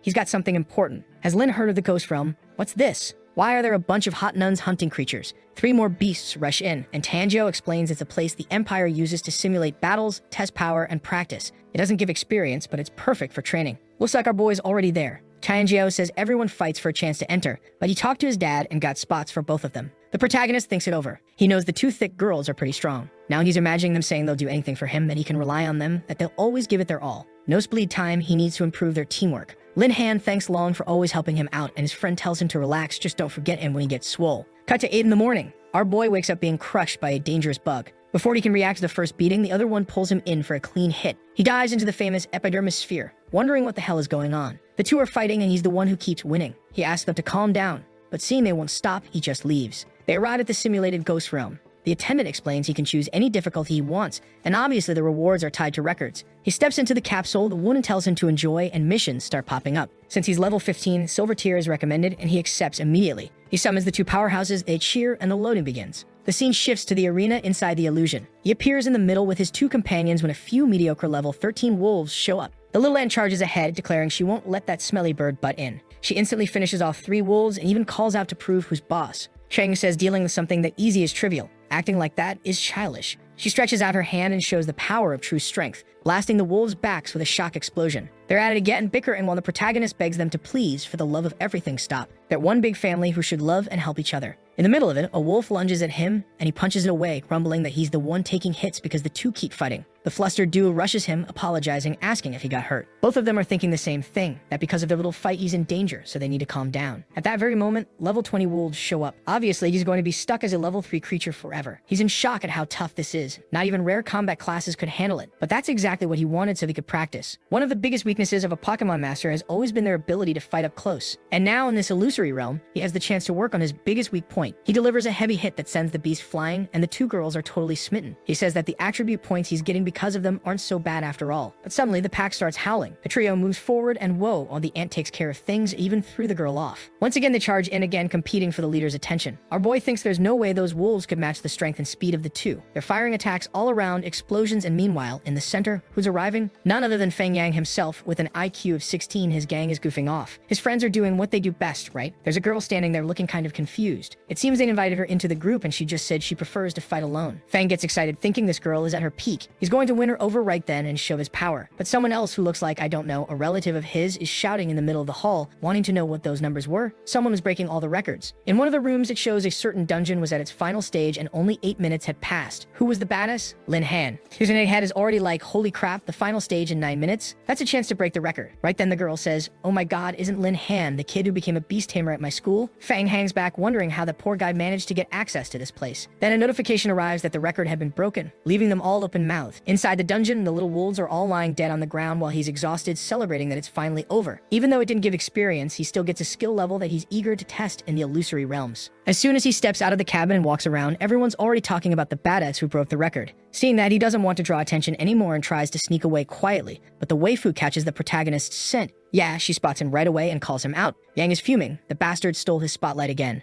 Meanwhile, at the military base, there's a guy pointing out some mistakes in the reports. It looks like someone broke the record recently, but he did it alone, and that clearly makes no sense at all. The kid's a tamer, and most offensive or destruction-focused classes couldn't achieve something like that. The captain knows that even if the boy had tamed incredible beasts, results like this should be impossible. If he really were a genius on that level, they needed to recruit him. Right away, he orders an investigation on the kid. He wants all the papers on him by tomorrow. The next day in the classroom, Tianzhou is showing off, bragging, "That's right, everyone, I'm Lin Han's bootlicker." The girls are all gushing. Oh my god, Lin Han, he's so amazing. When suddenly, boom, the door gets kicked open. Feng storms in, telling Lin Han to get out right now. Tianzhou wants to know what this fool is doing here. He already embarrassed himself once, and by the looks of it, he's here to do it again. Feng, though, is convinced that Bastard used some kind of exploit, some hidden trick to break that record. He'd received countless resources from his family, so there's no way he should be behind this kid. Tianzhou then reveals that Lin Han went to complete his third advancement, so he doesn't exactly have time to waste talking with this fool. Feng Hang's lackeys are muttering, Lin Han's already switching classes again. No way. That kid's on another level. They're ready to ditch Feng and start fawning over Lin Han instead. Tianzhou mocks him, saying someone who hasn't even reached his second evolution has no business being here calling out for Lin Han. That's when the blonde guy tells the chubby one to wait and see what he'll do. Well, hit the chubby one then, he's right in front of you. He's not strong anyway. Lin Han's in the other room, so better save it for later when you'll really get beaten. Still, Feng is boiling inside, muttering that he's going to expose those bastards. The scene then shifts to Shadow Mountain, where purple lightning is striking the ground and the little monsters all have these stubs on their heads. Our boy is grinning, saying with all these wings flapping around, leveling up has become easy. The giant ant clings to him, asking what he thinks about her monster-killing speed. Tianhu grabs him too, wanting to know, well, what do you think of me? I killed 2 more than her. The protagonist, a bit awkward, says she's amazing too, and of course, the two immediately start fighting like always. He's intrigued though. Their abilities keep getting stronger and stronger. These silver-level creatures from this region don't even give them much experience anymore. So he turns to them and asks what they think about moving up to a gold zone. When they get there, they spot some level 21 poisonous lizards napping peacefully. The protagonist didn't expect to find a whole colony right away, but it was perfect to sharpen their skills. He tells the giant ant to draw their attention while Tianhu blasts them with thunder. She charges in, throwing a punch and claiming she'll handle it easily. But damn, she needs a face full of venom. She's instantly paralyzed, twitching and shaking like crazy. Not only is she immobilized, but her HP is getting drained too. These monsters are brutal, surrounding her and spitting poison from all sides. The protagonist immediately shouts for Tianhu to unleash her thunder, and she triggers a thunderstorm, striking with heavy purple bolts in the middle of everything. The problem is her storm is completely random. Lightning rains down, but she doesn't control where it lands, so it's never guaranteed to finish the job. He realizes he needs some way to control the monster's movements. Yeah, it would be better if he could control the lightning's movement, right? But fine. He remembers that book he got back in the Empty Kingdom during the test, the one that granted him the Voodoo Thorn's skill, letting him paralyze monsters on the ground. With them frozen in place, he knew it'd be much easier to hit, and right away he throws it out, telling those lizards their end has come. He slams the ground, lines spread out, and the reptiles get bound in place. At that moment, little birds swooped from the skies, unleashing a shower of thunderbolts, and they rake in the experience. The ants throwing punches as well, while Lin Han notices the pace isn't bad at all. In no time, they've already leveled up 4 times, and now the monsters seem to be getting tougher still. At this rate, it won't take long at all for him to hit level 22. The ant lands another blow on a giant's face, while Tianhu has one pinned by the neck. The wolves are already dropping 1,000 more experience than the lizards, and with that, our boy finally reaches level 20,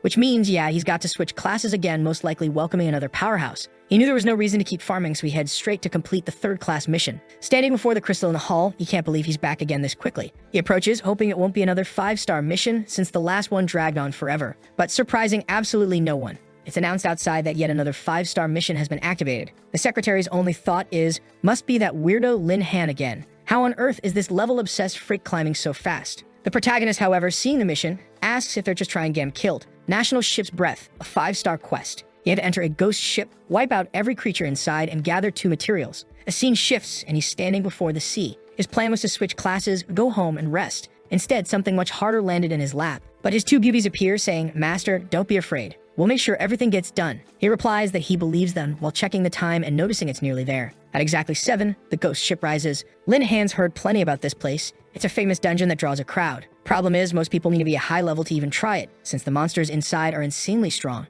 and most who enter die. Right away, the first ghost pops up in his face, nearly scaring him to death. He throws a punch, but the creature dodges with ease. He realizes the thing is actually laughing at him for missing. He instantly spreads his wings and takes flight, saying he'll deal with it now. And bam, he cuts straight through it in one go. The system congratulates him but warns he earns 0 experience. Lin cheers, remembering that spiritual monsters are usually weak to electricity, and his wings are perfect for this. It's just a shame he'll slaughter a bunch of them and get no experience out of it. No sooner does he say that than a swarm of creatures surges from the ship's deck. The protagonist calls on his lightning queen to handle them, and she rains down bolts on the poor things. He notices they don't stand a chance against her. It's almost too easy for a 5-star mission. But of course, the moment he says that, a strange sound starts echoing and the creatures begin to gather together. Out of the ship's circle rises the ghost captain, level 25. The monster unleashes a hail of bullets at our boy's beast, and he thinks to himself that now, finally, things are getting interesting. Immediately, he orders the big ant to grab its attention while the other one blasts it with thunder. The big ant charges in, dodging from every angle, and the creature fires its barrage. But right behind it, Qianhu slams a thunder strike onto its arm,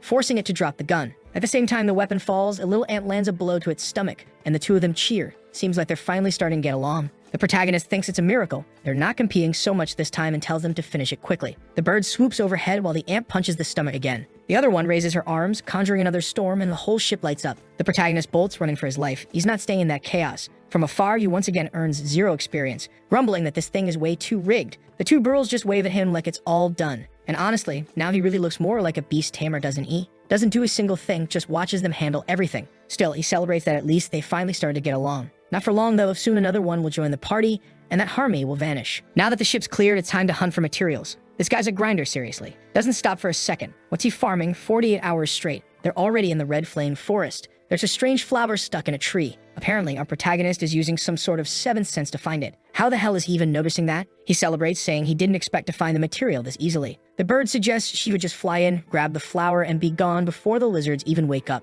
But he says there are too many branches and plants in the way. She might get stuck. The big ant then says she can handle it easily. But before that, a quick flashback. 10 minutes earlier, the Thunder Queen had already slipped past some jungle lizards, snagged a little orb, and brought it to the protagonist. That's why the ant now wants to go, since she didn't really do anything before. So he gives her permission. She starts digging underground, and who the hell added those sound effects splashed across the screen? He curses the timing, saying whoever placed them doesn't know how to position sound effects at all. The bird calls her crazy, while the protagonist thinks that, in the end, she really is just an ant at heart. She tunnels under the soil, clearly enjoying herself, pops up right where the flower is, climbs the tree, grabs it from the branch, and leaps off. Actually, it wasn't her leap. The wind lizards had used an ability to jump up at her. He realizes they've been discovered, and suddenly they're surrounded on all sides. Lin curses at the dumb ant, telling her to fix the mess. Qianhu charges in, barreling through 3 or 4 at once, scooping up the ant by the belly and carrying her back to the protagonist along with the flower. He thanks them, praising their teamwork. Now they just have to run because the lizards are closing in and he won't get any experience anyway. So the squad makes a break for it. But wait, Ant Girl, what are you doing? Sure, you're strong, but you can't abandon your master like that. Save him, he's about to get bitten. The protagonist realizes his agility stat isn't very high yet. Then again, 2,500 doesn't seem that low. Problem solved, and now it's at 3,200, plenty to escape easily. But the big ant lags behind, yelling, "Too slow, sucker." Later, they dash through the forest, which is now oddly on fire. As the wind lizards reach that burning area, they seem to retreat. Lightning Queen asks if he planned that, and he says yes. Wind lizards fear fire. Besides, fire lizards are the strongest and most dangerous, so the others don't dare mess with them. The best part? Of course, the final material they need is right in this very region. In another part of the forest, deep in the magma, fire lizards lie sleeping. The tender trio takes a cautious look, and our protagonist quickly spots the flower high up on the branches. The easiest plan would have been to let Qianhu fly up and snatch the thing. But of course, the system won't let him just walk away like that. It announces that the current mission is to wake up all the fire lizards and wipe them out. The reward, 1,000 beast points. Tempting, but Lin Han knows better. If I lose here or get stuck in this mission, I won't level up anymore. So for now, it's safer to grab the item first. He tells the girls, let's secure the flower first and we'll deal with the monsters. But come on, after all that drama, in one frame she's grabbing it, in the next she's handing it over. Dan mess. He's staring at the item, thinking all that's left is to change class, when suddenly he feels something coming from the side. Between him and Chanhu, a bolt of lightning strikes the ground. The trio turns and someone remarks that the boy is lucky. It's Hogwarts boy saying it'd be smart to hand over that fire dragon emblem and get out. Lin Han asks, what's your deal, old man? Who do you think you are? Explain yourself. The guy smirks. I'll explain. I'm Lin Dong, I'm really strong. I'm from the Magic Association Academy, level 18. Lin Han thinks, Magic Association? I know them. They're just an organized gang. They like to collect protection fees. They call themselves an association, but at the end of the day, they're nothing but thugs. Lin Dong says, come on, kid. Hand over that emblem or I'll beat you down. His lackey chimes in, hey, kid, show some respect for the boss. And hold on a sec. Boss, look at that. He's got 2 giants by his side. That's not normal. The boss immediately changes his tone. You know what? I changed my mind. Forget the emblem. Hand over the girls. Time for the brothers to have some fun. Lin Han fires back. You're trash. I'll have to clean this environment up. You're polluting the place. Confused, Li Dong asks what the hell he's talking about. I warned you. Since you don't appreciate kindness, so be it. You'll get eaten alive by the lizards. His crew starts conjuring fireballs, sneering, too bad, your women are too good to belong only to you. What the hell? Sharing relationships now, treating it like communism, but before the words finish, the 2 vanish from the protagonist's side and instantly start hammering Hogwarts and his gang. 3 of them hit the floor like clowns, while Lei Dong wonders why these women are so damn powerful. The protagonist then announces it's his turn to introduce himself, just a simple beast tamer. And these girls here? My beasts. As he threatens that it's time for the guy to be torn apart, the enemy charges an electric sphere at his back. He launches a Kamehameha ball, but oh no, you don't hurl thunder at Chanhu. She appears and blocks it with ease. The fool doesn't get it. Wow, what the hell? Big Ant? She stomps in flat, crushing down hard. That stomp landed perfectly, but dangerous. It could cost them if they're not careful. Right after, Harry Potter's friends are hanging from the ropes, shouting, if we die, the association will hunt you down. Lin Han just replies, relax, buddy. You like me. I like you. That's why I'll be needing your help. The guy wants to know what he means when suddenly the lizards look up. Something's about to feast. The fools are being used as bait by Tianhu, screaming for help, admitting they were wrong, while the lizards are ready to bite their asses. The protagonist is entertained while the ant asks what exactly he's planning. He explains, girl, if we want to kill the leader, we first need to throw out some bait. At that moment, the ropes holding the enemy snap. They fall to the ground and the lizards close in. The thugs start firing lightning bolts, warning them to stay back, but the beasts don't react at all. They leap straight at them. Lin Han curses, pathetic, useless trash. Then he orders Tanhu, go save them for now. She summons the Thunder Eyes, unleashing a storm that wipes out the creatures. The protagonist cheers, saying that now for sure, something bigger must be coming. Suddenly, the magma stirs and erupts upward. From the center emerges the Fire Lizard leader, level 28. Immediately, he orders Tanhu to act. She soars overhead, firing bolts down its back, drawing its attention. But the beast also notices the others nearby, fighting, being eaten, struggling. Lin Han shows no mercy. He declares he doesn't care. If they don't die to the lizards, and he'll kill them himself. After all, he only has one objective, and Tianhu is leading it straight to him. At that moment, the ant charges in, slamming a punch into the creature's face and unleashing a flurry on its head, cracking its shell. He tells her to keep up the pressure, while Tianhu rains more thunderbolts down. Lin Han is excited. Even though the monster is high level, if they cooperate little by little, they can bring it down. Cooperate meaning them, of course. He isn't lifting a finger. Damn slacker. Then suddenly, a strange sound echoes. He has to cover his ears. The 2 are flung upward by a roar as the monster conjures a blazing sun in their direction. The protagonist shouts for them to get out of the way. But no, Chanhu steps in front to shield the ant. Heroic, reckless. She pushes them aside and the blast detonates against the other side of the mountain. She crashes down in front of him. He kneels asking, Tianhu, are you alright, girl? But she's not. Her back is charred, bleeding. An 8-level difference is too much. He starts thinking this mission is suicide. But the fierce one whispers, Master, I'll keep going. He protests, no Tianhu, you'll only get beaten. She takes flight anyway, insisting she understands how important this is to him. She can't give up. If they tried to run, this monster would just hunt them down. The little ant agrees with Tianhu, saying that whatever their master wishes is also their duty. Then both surge forward again, telling him not to worry. The mission will be completed. Lin Han is stunned. For once, it seems they actually care about him. Watching them fight, he starts searching for a plan to stop them from getting hurt, a way to break through the monster's defenses. Head-on attacks aren't working. They need to think differently. Then he notices something. One of the ant's strikes left an opening in the creature. He calls out, telling them both to focus all attacks on that same point to see if they can pierce inside through it. They agree instantly. The ant leaps onto its neck, hammering blows. The beast thrashes its massive head, fleeing her away. But in the middle of the shake, it takes a thunderbolt to the back of the skull. An explosion erupts, magma blasting upward. The 2 think maybe they've won, but no, the beast is still standing. Finally, a real fight. The protagonist smirks. Looks like I'll have to step in. The girl's attacks aren't cutting it, so now it's my turn. He launches forward with his wings, copying Tianhu's lightning ability and combining it with the ant's punch. Together, it's devastating. He slams the strike with wing-driven speed, the lightning crackling along his fist, driving straight into the wound. His arm transmits the electricity inside the creature. He snarls that this bastard is about to be turned into charcoal. He keeps pressing while the system urges him to awaken and finish the beast. Then suddenly, it looks like he ends it. A radiant glow surrounds the two girls, and they thank him, calling it incredible. The protagonist celebrates, saying it's finally over. But just as he rejoices, he collapses into the arms of his beautiful companions. They ask if he's alright. He says yes. It's just that their abilities drained too much out of him. At least now they can leave, since those trash from the Magic Association must already be dead. The mission is complete, and all he needs now is to change class. Finally, after farming non-stop without a single break, he gets to rest. The next morning, the mission is officially marked as finished, and he advances to Elite Tamer. He celebrates completing it, even though it was anything but easy. Most of his skills level up, while outside, everyone's holding their heads in disbelief, wondering if this isn't the same kid who just awakened recently. How had he already changed classes twice? It made no sense. The woman with perception says some people really have no idea how the world works. She started to get used to his absurd pace of leveling, while the protagonist himself is eager to see just how much stronger they've become. The aunt says she feels extremely energized and durable, since her protection skill has risen to 60%. Chien-Hu, now looking buffed up in her bird form, announces she feels like she's gained a new transformation. Seeing the stats both of them have, the protagonist is discouraged, muttering to himself how the hell his pets are so much stronger than him. Just a single level of difference, and yet they seem to have 10 times his attributes. Still, it's fine, because they're his pets, their power represents his own in the end. But then he asks them, wait a second, shouldn't there be some kind of reward?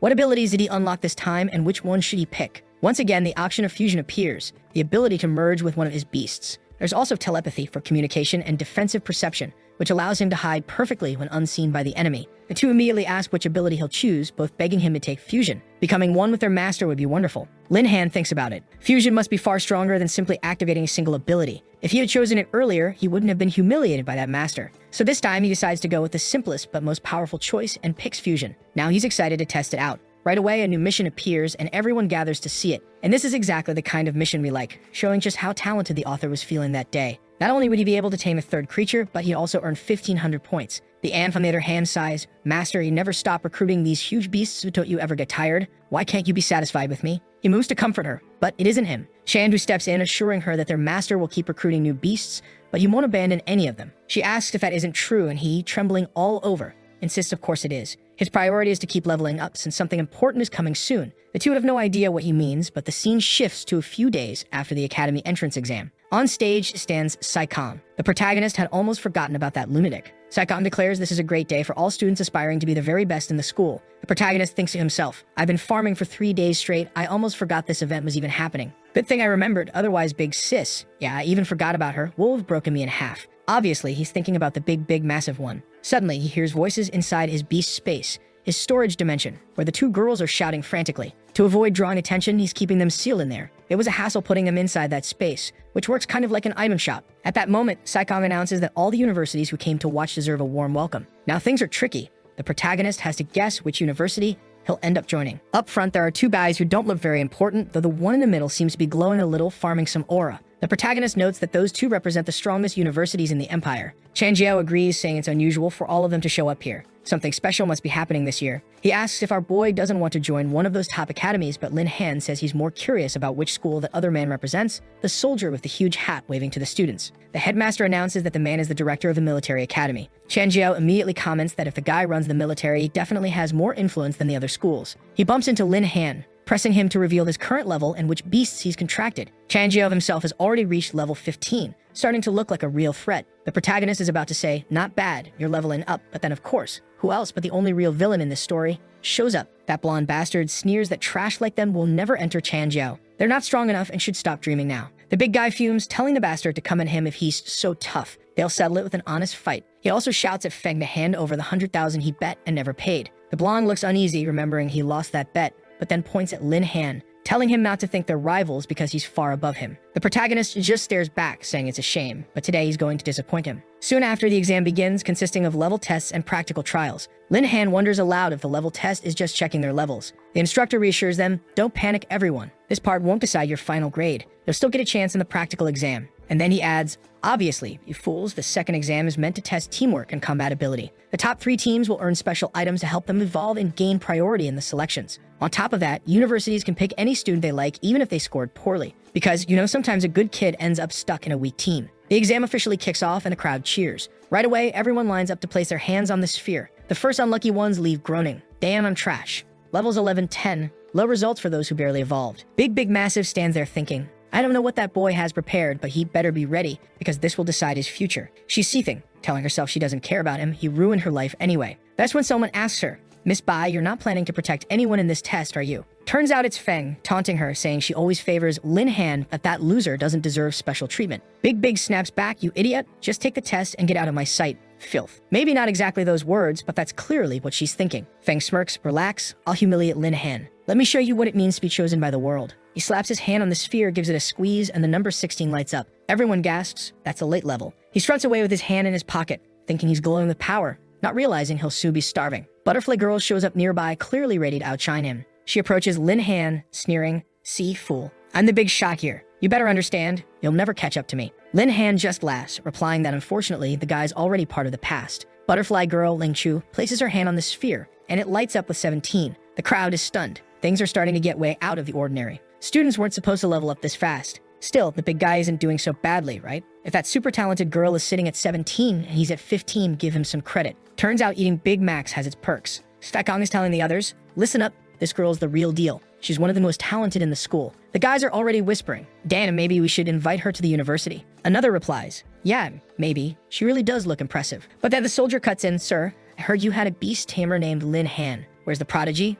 I want to see him. And right on cue, he's announced. Everyone knows that's the bastard who broke the record in the illusion realm. The protagonist approaches while Feng keeps running his mouth. Shut up, Blondie. I won't even bother reading what you're saying anymore. Easy enough to guess. Meanwhile, Big Massive. Yeah, she needs a few lines at least so she stays on screen a little longer. Lin Han turns to her and says, hey, my hot mom, just relax. I'll make sure he embarrasses himself. I'm sick of this blonde punk. She blushes bright red. Shameless. She's enjoying it. The guy is talking about humiliating her student and she's already thinking, yes, Lin Han, humiliate him. So our boy places his hand on the sphere and gives it a slow rub, wondering how talented he really is. He even remarks that he feels a strange vibration and energy. Big says she's never seen anything like it. Suddenly, the giant orb cracks and shatters right in front of him. Burger Eater immediately wants to know what just happened. Big asks if he's alright and he calmly answers that he's fine. She's confused. Why did the tester break? That doesn't make sense. They examine it while Lin Han hides his face, wondering if this happened because his level is too high. From afar, Feng sneers that his ability is so pathetic the orb destroyed itself, rather than reveal such a trash result. And for anyone missing Cao Cheng, which is absolutely no one,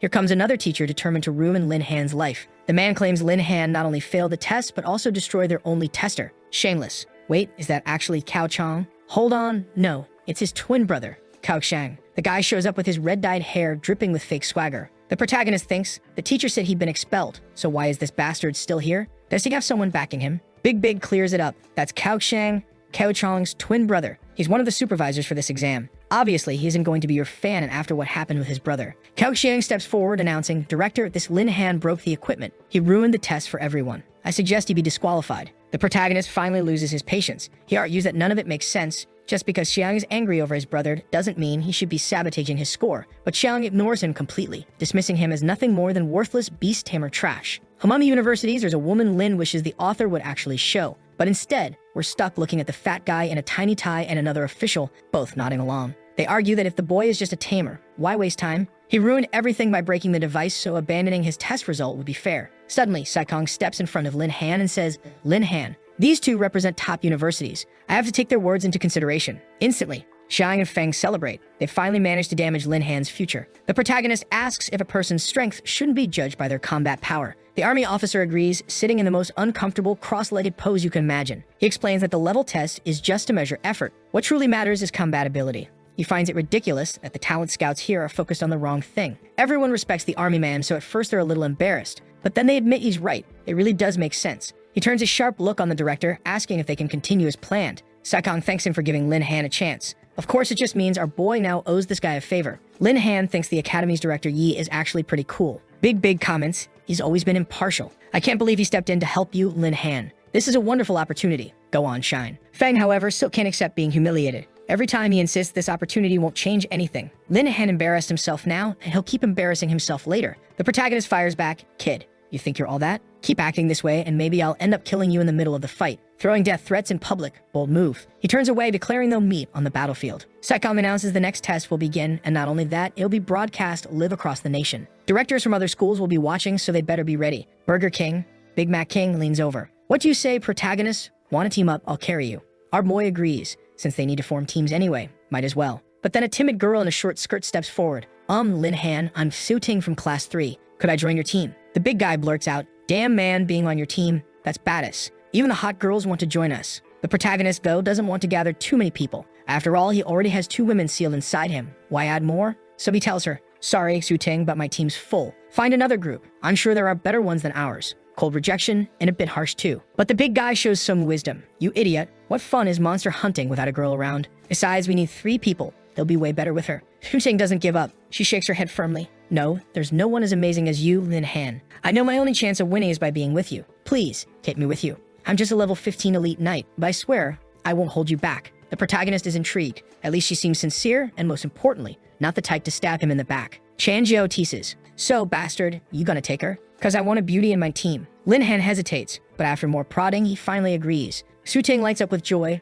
Right away, he hands the team registration over to Big, who spots the name. Su Ting from Class 3. Well, so you do want another woman, huh? He waves his hands quickly. No, not at all. It's just that her profession fits perfectly. She'll really balance out the team. Big sighs, saying she actually hoped he partnered with Lingshu. But Lingshu went and joined Feng's team. Lin Han fumes. Seriously, Lingshu, joining that clown villain? You filthy traitor. He strokes his hot mom's arm, reassuring her, don't worry, this won't decide the winner. She blushes, mumbling that it's fine as long as he doesn't embarrass them. After all, everyone knows she supports him. If he loses, she'll be dragged down with him. Also tell him to be careful, because this test can be dangerous and what the? Having the boy like that come here, Big Bing. Our kid's even blushing. Then the chubby guy in front of the portal says, hey kid, stop hitting on girls and let's go through this portal. Our boy takes a few long strides, thinking he really has a lot of people backing him. Today's part wouldn't let him hide his power anymore, so he wasn't going to hold back. The scene shifts to the Forbidden Desert and someone announces that everything will be divided into bronze, silver, and gold classes. Obviously, the higher the zone level, the tougher the monsters. They also say the bracelet was issued by the school. Announcements and the people's rankings would show up there. Not to mention the countless drones that would follow them.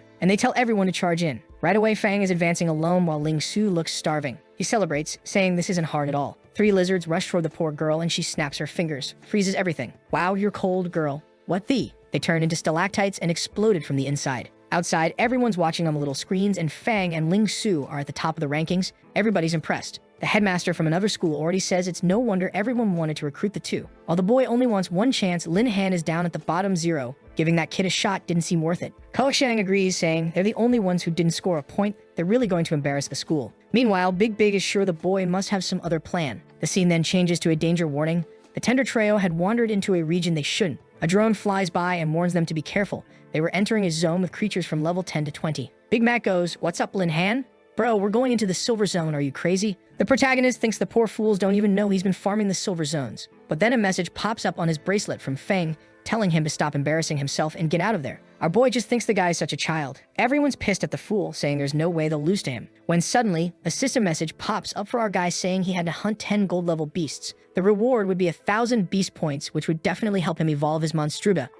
Will he find a really healthy one in this region? That'd be nice, huh? The Big Mac King, however, is a bit scared, saying, what's up, Lin Han? Do you think we can handle the silver beasts? And Su Ting says, wow, the silver beasts move in packs. A bunch will come at once. Can we handle all that pressure, Lin Han? But Lin Han says, guys, we're just going to pass through here and kill a few on the way. The goal is to get to the gold area. Of course, the 2 who were already scared are now shaking even more. Still, as they move along and chat, they're being watched by an 18-level hyena. Tianzhuo says he's not afraid of getting hurt when suddenly Lin seems startled. He clenches his fist and lands a solid hit on the hyena beside him. 4 more come up behind our boy, who turns and dishes out 3 more solid hits to their faces. The little monsters all drop dead while the drones observe everything. Each one gave 450 points, and our boy asks if they're coming to the golden zone with him or not. What's that? 2 more cameramen. Those 2 who weren't doing anything, right? But at least they'd agree, saying there should be more points there. Outside, Big is starting to get worried. And then another hot mom with glasses, who looks a lot like Su Ting's mother, says, you bitch, that student of yours, Lin Han, is taking my Su Ting into a dangerous area. If anything happens to her, I won't forgive him. Big goes, I already told you, Miss Lei, why don't you calm down? The boy knows what he's doing.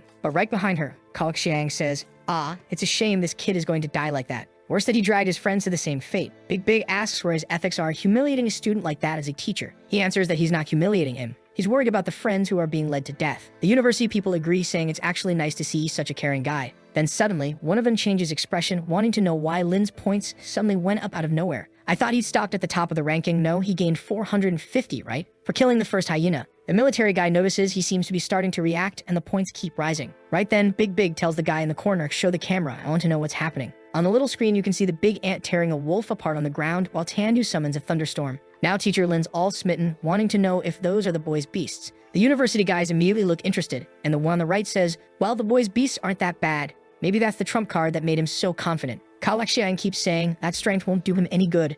Soon he'll die because he's advancing into the Silver District. A place like that wasn't something you could handle with just ordinary beasts like those. But the beasts keep advancing, destroying every wolf in their path. Teacher Lin comments that the boys' beasts look like they're farm mobs. Wow, they were just walking and the points wouldn't stop going up. Kalexian realizes that at this farming pace, they'll really be at the top soon. Big tells her to recognize her student's potential, like as if he was taking her to his doom. And now I'm thinking, do you see why he didn't accept the void beast she sent him? Oh, it was that one the butler arrived with by truck. Remember when our boy kicked the damn thing? The birds up high are raining thunder while our boy passes by with a punch that's like a cannon, opening a hole. The points keep rising while damn his friends really are just spectators. I don't care if they're weak, but come on, they could be trying something besides clapping, right? Our protagonists, they're like, let's go guys, we're going to keep going. Weak is a pretty strong word, huh? The friends start getting scared, asking if everyone really awakened together. The difference was way too big. He should have been at most second level, but Lin says, what's this second level business? Immediately, they're in disbelief, asking if he really means he's at third. Tianjio grabs his head and says, good heavens, how did you evolve so fast like that, kid? The protagonist slaps him on the arm and says,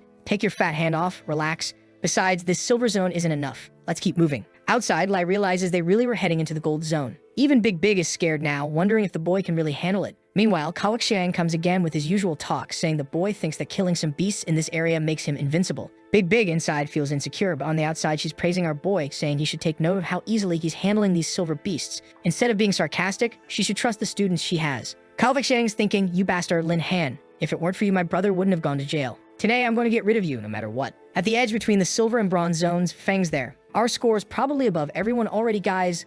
Those poor fools don't stand a chance no matter what they do. Then he gets a message on his phone. It's Kalexian telling him that Lin Han was already in second place and was heading into the gold zone. Since he probably died there, he should hold the silver zone position and farm as many points as possible. Ling Xu's giving that kind of speech that brings disaster. We're already on top, so there's no reason to risk it. Let's stay here instead of throwing ourselves at a bunch of silver beasts and ending up surrounded. But of course, the idiot's already gone from in front of her. At the same time, a level 20 beast is coming. Fang used the location the guy sent and went to fetch it so they could farm more points. He knows that if they take down this demonic level 20 creature, they'll be number one. The problem is the monster is charging all at once. He wonders how it's so fast. A block of ice starts to rise from the ground and slams into the beast's chest. The monkey, though, seems to begin to thaw while Ling Xu keeps summoning a bunch of stalactite shards, wondering why the idiot brought a creature of that level. Feng saying if she keeps cooperating with him, the Storm Swordmaster will get what she wanted. The poor girl, though, realizes this guy's screwing her over. She shouldn't have joined such a trash team. It's the first time I've seen a female lead be this stupid. Obviously, the monkey breaks the freeze she made and charges again. She launches more ice cones, but nothing seems to work. The monkey jumps, brings its hands together. She tries to defend, but she thinks the big ant will come save them. When she opens her eyes, half confused, who's arriving?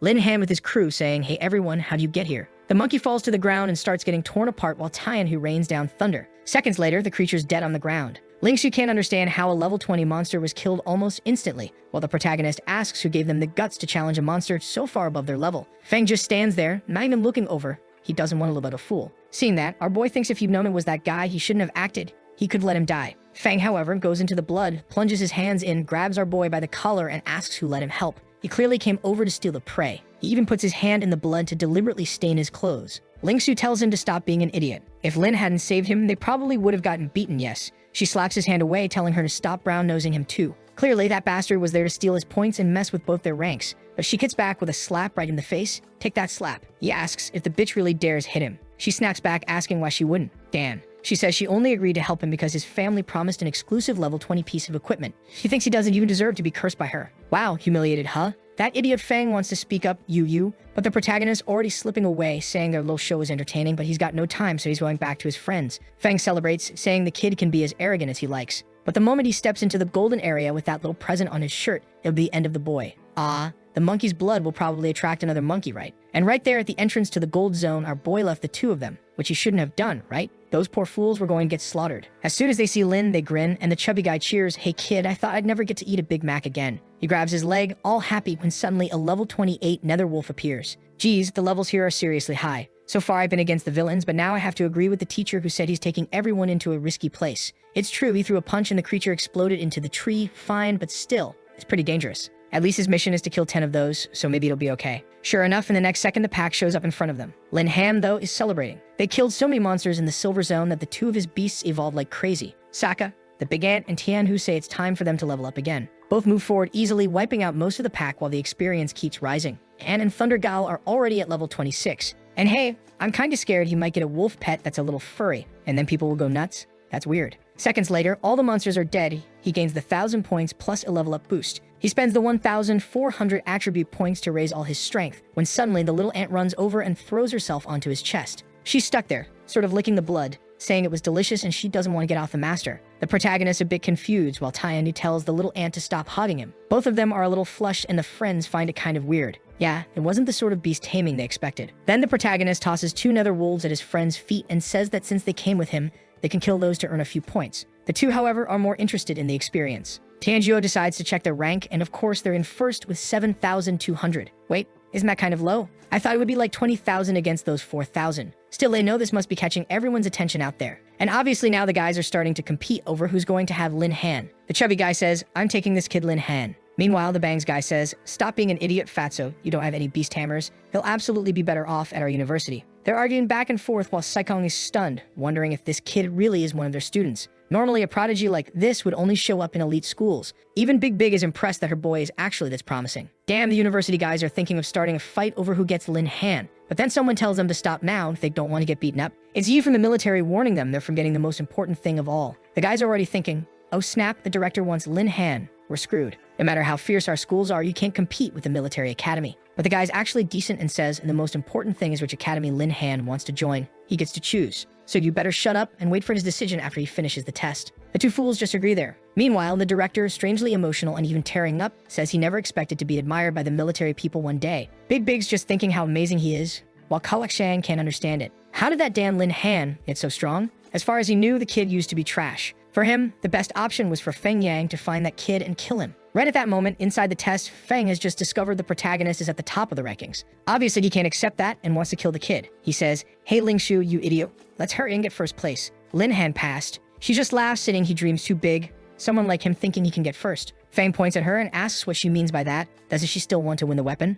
The level 20 prize? But she replies she has no strength left to fight. If he's so set on being number 1, he can do it alone because she won't be able to help at all. Clearly, Feng can't handle it alone, so he tells her to screw off, thinking he'll let Lin Han shine for now, but soon his crew will be crushed too. A little while later, the test ends and people are coming out of the portal. One of the first teams to appear is Feng and Lingsu's, who finished second. The director praises them, saying they worked really hard, especially Lingsu, who's very skilled and killed numerous powerful enemies. Feng Yang also put on an impressive performance, an impatient kid who accidentally provoked a demon and almost got into trouble and died, but still a good boy. The idiot gets roasted in the middle of the praise. Su King says schools will definitely be interested in them. But where's Lin? At that moment, Feng thinks, I poured that blood on that idiot's chest back then. Surely when he stepped into the gold zone, he must have been surrounded and killed. Then someone shouts that Lin Han has arrived. Our boy and his 2 companions step out of the portal, currently ranked first. The blonde guy finds it completely impossible. You should know 1 + 1 = 2, right? When you left, you were ranked second, so clearly one of you had to still be alive. It had to be him. Now the guys are bumping into Feng like, get out of the way, idiot. They swarm our boy. Damn, Lin, you're the real deal. We got scholarships for you. Come to our academy. There are lots of girls. You'll love it. Lin's thinking, geez, these guys are enthusiastic. They keep shouting, desperate, saying X Academy is the best, no Y Academy is better. The protagonist starts to notice how oddly desperate everyone is. Then the military academy rep tells the two to shut up and let Lin choose. He also wants a word with him first and asks, Mr. Lin Han, what level is the boy? If I'm not mistaken, you must have at least reached the 3rd level. Everyone's like, oh my god. But of course, the kid was killing level 28 monsters. He couldn't have done that if he were stuck at 20. With that, the military academy people who were already interested get even more so. Big Big says, why didn't you tell me he was in the 3rd tier? I wouldn't have been nervous at all. She answers, if I told them, who would believe me? But inside she's thinking, you bastard, why didn't you tell me? Feng can't believe it. Why was that damn kid always ahead of him? In theory, he'd always been this school's #1 genius. He then accuses the kid of cheating. Everybody awakened a few days ago. It's impossible he's at 3rd level. But the protagonist and the military guy both say at the same time, Christ, I forgot about you. They notice they said the same thing, and the military man tells our boy to step aside. There's more of a vibe between those two right now than between the protagonist and the girls in this story. He remembers that Feng had doubted him and that the military guy had been the one to protect him. So since that's how it is, he isn't going to hide it. And he shows the blonde guy, here you go, idiot. level 27 elite beast tamer. He adds, and do you think I don't know you smeared that monkey blood on my chest to attract beasts? In the end, you only help because I killed those creatures even faster. Feng, embarrassed, just answers that he has no idea what he's talking about. None of it makes sense. Then Manhwa introduces himself. Big says, hey kid, there's no point denying it. Our cameras recorded everything, and you can clearly see you did it on purpose. Strangely though, Feng has a little grin on his face.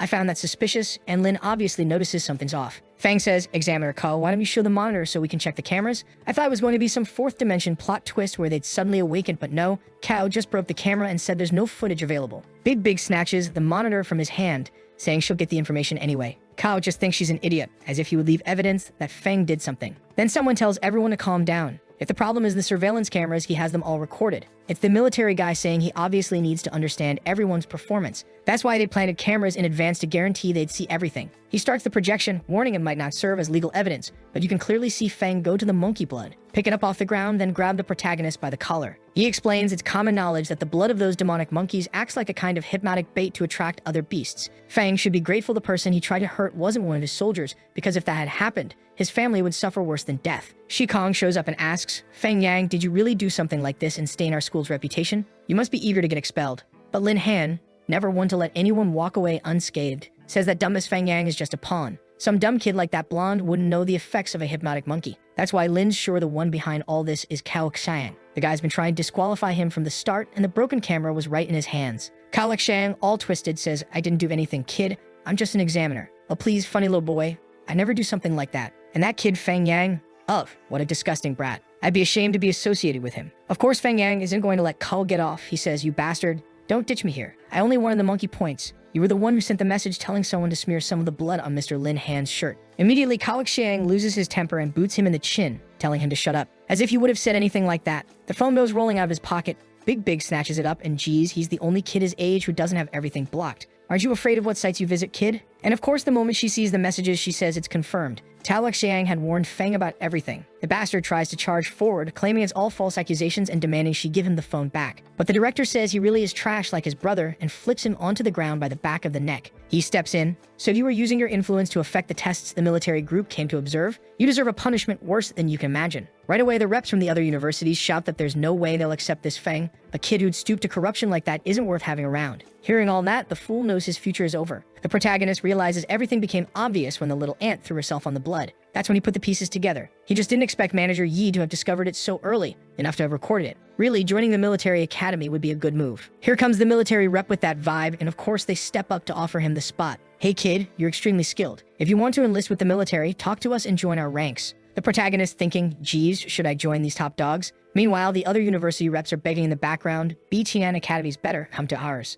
The guys are fighting over our boy, and the director's wondering how long it's been since he saw 3 people brawling over the same student. This kid really was #1 here and they had to back him. A little later, they're back on stage. The ceremony's over and it's time to hand out prizes. 3rd place, the pink-haired group and 2 no-name guys. 2nd place, Ling Shu, a complete idiot, and Feng, who barely managed. And 1st place, the protagonist and his 2 idiots standing beside him. Based on his performance, he's getting a villa right in the middle of town, wow. Plus an advanced skill book for the Celestial Fist. Also a gold level necklace that boosts attributes by 20% for 3 minutes and can be used 3 times. Our humble boy thanks the never-ending support from the school and the whole town, promising he'll do everything he can to protect them until the end of time. The rascal's happy because now that he's won a big house, he can sleep cuddled up with the 2 of them every day. Dan, you're massive. The teacher celebrates and says that soon Big will show him the boy's house. With that, they arrive at the abandoned city and our boy is, sitting on the back bench. There are 3 seats, so why are you slumped up against the side like that? Big wants to know which academy he's going to join. Obviously, if he wanted a peaceful, stable path, Kingbei would be the best choice. But it's undeniable the military group is the best place to train people. If he has even bigger goals in the future, that might be the path to take. Lin thinks that if he needed more resources, Kingbei might be the best option because they tend to give students a lot. But he already has Yi and Tianyu. With those 2, there isn't much he still needs. Actually, what matters is getting more tamer points and farming more rare creatures. For that reason, he's certain the military is the best choice. Big says she expected as much and tells him if he needs anything to just come to her. The protagonist thinks that even though the Bai family is influential, it's not like they could help him with the military. But it's fine. He has the 2 girls' help and knows he can count on them anytime. The guy turns the wheel, yells a maneuver, and our boy is thrown to the side and falls onto someone's thighs. What, the kid? Big flops her chest onto the boy's head and says, kid, you must need another beast, right? Big sis here will help you get one. I know where there are some really good fire attribute creatures. How about something nice and hot? The protagonist is all red while she talks about the forest near the city of Shenki. Numb is the forest of flames. There's a platinum level firebird there that might be perfect for the level he's at. Also, it'd be good to have one more creature before heading to the academy. He's thinking about that firebird, but he's distracted by the mountains looming over the poor kid. She says it's also a dungeon that would let him reach the requirement for the 4th level. She asks if he's into it and he says he's good. Oh man, he stands up blushing and she knows exactly what he did. She says, all right, enough fun. It's time to go to the fire forest. And we're already there? Or are we going home first? Seriously, this kid doesn't stop for a second. As they walk, she hopes the info's right since they said the monster was around here. At that moment, some big cats appear, more like fire lions than tigers. The protagonist says he'll go in, but Big says, kid, if you're scared, just hang back behind the strong one. The monsters charge, she reaches out, activates an ice spell, and pins them down, stabbing through them. The brute's impressed. Big is using the element that's worst against fire and still winning easily. She's even leaving them a hit away from death so he can finish them off. He asks, Sister Big, what's your true potential, girl? She says she'll show him later. First, they have to farm. The wild thing is getting that famous farming assist from the hot mom while using 2 female pets to hunt. This guy's living the easy life. He easily finishes the monsters and hits levels 28, 29, and 30. After that, the tiger gives 0 experience and he gets stuck again. A little later, she asks if that's it, and he says yes. He's reached the limit. Big doesn't stop helping the boy. She grabs his little hand and says they have to move on, that the next monster is right there. Looks like another bird up in that tree. She cheers that the info was right. Lin says he can't lose a second, crouches, activates his wings, and charges the little bird. He's eager to show off in front of Big Sis. Mid-air, he summons the little ant, hurling her straight at the bird, which, damned, doesn't even react. It just takes it to the face. The monster slams into the ground and explodes, and Lin Han immediately makes the contract. Damn, that was easy. Huh. The beast is level 35. This little ant is really stronger than normal. He realizes something's wrong. She's a higher level than the other 2, but her stats are much lower. He'll probably have to use that skill, the ancestral atavism, to awaken her true potential. Bing says, well, my work here is done. I think you can handle yourself. Big Sis is leaving Wuxia for a few days, so it'll be a while before we meet again. I hope you don't stop getting stronger while I'm gone, kid. When you're ready, come find me and surprise me. Huh, what is that? She guns the car and leaves, dumping our girl in the forest. Give her a crown to get back, daughter. He doesn't even care when there's another fierce one to awaken. He throws her forward, activates the atavism, and by some divine miracle, she's the group's first blonde. Finally, one with white hair, she reverts to her ancestral form. I think she's the most well-behaved girl in this story so far. But why does she have 45,000 strength and 78,000 agility? There's something wrong with those stats. Plus, she has an ability that affects the ground across a 1-kilometer area. She's clinging to our boy, asking for a hug while he says ancestral power really is something else. Back at class change time, of course, she's another 5-star. He says he's getting used to it. Looks like this will be the norm from now on. The fools outside are wondering who's up next, and look who shows up. Our boy walks by surrounded by beauties while the idiots stand there with their mouths open. It's time to go to the bitter swamp to finish this mission. When they get there, he sees there aren't many monsters and it doesn't look that dangerous. The ones that live in the water don't seem that big either. The moment the first one attacks, he summons Xiaojin and says he'll let her handle it. She looks like a mobile game doll with weird lines, right? She appears saying she'll satisfy him. She blasts a burst of flame and fries the poor eels. Apparently his mission is to kill some turtles and he says he can't find any. She floats and says they're in that direction, so they head deeper into the swamp. In another part of the swamp, they find a whole crowd of turtles and our boy says he's freaked out because he has trypophobia. Luckily, they found them all at once, makes it easy to handle. To keep the other fierce ones from being alone, he tells them to advance while the odd one stays close and does whatever she does. He tells the little one to stick by his side while the other 2 also get a bit of XP. The little ant charges with a punch, the turtle calls down thunder, and he sips his juice and collects the experience. Of course, that's too easy even for him. A geyser of water shoots up and the Swamp Turtle King,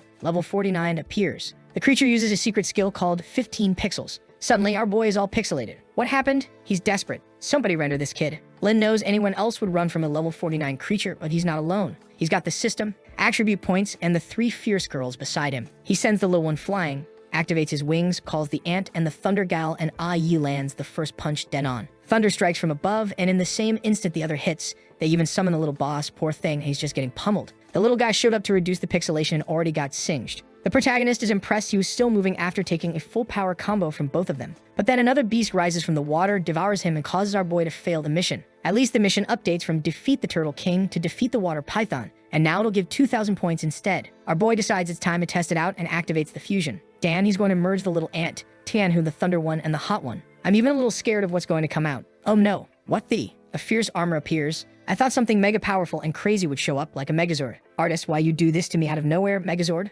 Ah, okay, now it makes sense. Everything fused into him, so it became armor. Thank goodness the protagonist didn't turn into a hottie. That would have been peculiar. And the boy's stats are insane now, with 91,000 strength. The python doesn't seem to be reacting, and suddenly another one emerges behind him. The pets can still communicate and tell him to be careful because more are spawning. Suddenly, Free show up and he turns, activating the Phoenix Fire, throwing explosions everywhere. The good part is killing everything. The bad part is he's stuck and not gaining anything from it. At least with the small things handled, now it's just the boss. He flies toward it, activates both wings, lands, use punch square on the snake's neck. Good heavens, brutality. It tore right through. The pets are all celebrating, but he notices something still alive over there. The three beasts have merged: a snake head, turtle shell, another snake's tail, a chimera turtle type. The creature even has a special name, Swanwu, and an alarm's going off somewhere. An unknown, ferocious beast appeared in the swamp. Looks like he's greeting them by eating again, poor thing. Why is our boy's butt exposed in that armor? Designer, what is this, dude? It protected everything except the kid's butt. Why that access, kid? His pets warn him that the monster in front is a kind of mimic copying other types. They tell him to be careful, but he suddenly gets attacked and has to defend himself. The protagonist is pushed back because that bitch has no martial ethic and attacked sneakily. But it's okay. He's confident and has way more attributes than any monster at this level. He advances again, trading blows honestly, hitting one of the snake heads. An explosion in the middle of the lake, and of course, the monster is defeated. The system congratulates him, and as a reward, he receives a black turtle shield, an item that reduces critical damage by 50%. Right away, the three giants come out of it. Now we know where that exposed butt came from. It's explained.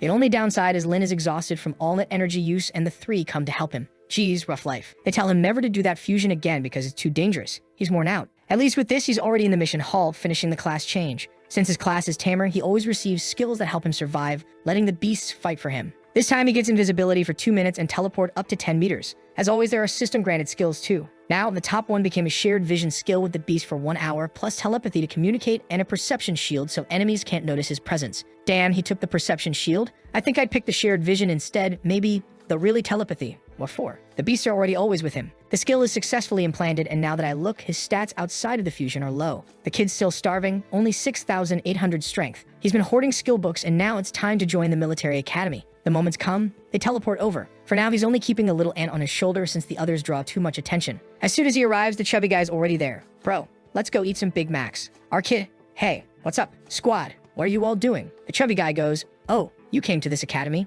We came to follow you. Suting says the same. From now on, she'll follow the boy. Chanzhou clings to him, saying there's no way he'll let him go alone. From now on, they'll always be together. Later at the hotel, Lin's already regretting it. That damn chubby guy snores way too loud. Then the pets say that he got a solution. I thought they'd cover his ears with their bodies or something, but no. They create a barrier around him, like an isolated little space, while the phoenix clings to our boy, declaring the master belongs to her. The others grab the clingy one and tell her to calm down. She showed up last, after all. An honest scuffle starts, and our guy hugs them all, telling them to chill out. He's got everyone's back. They can take turns. They thank him and hit like on this video that helps Mamoru make more juicy content for his viewers. Activate the cheeky little bell, and I'm out.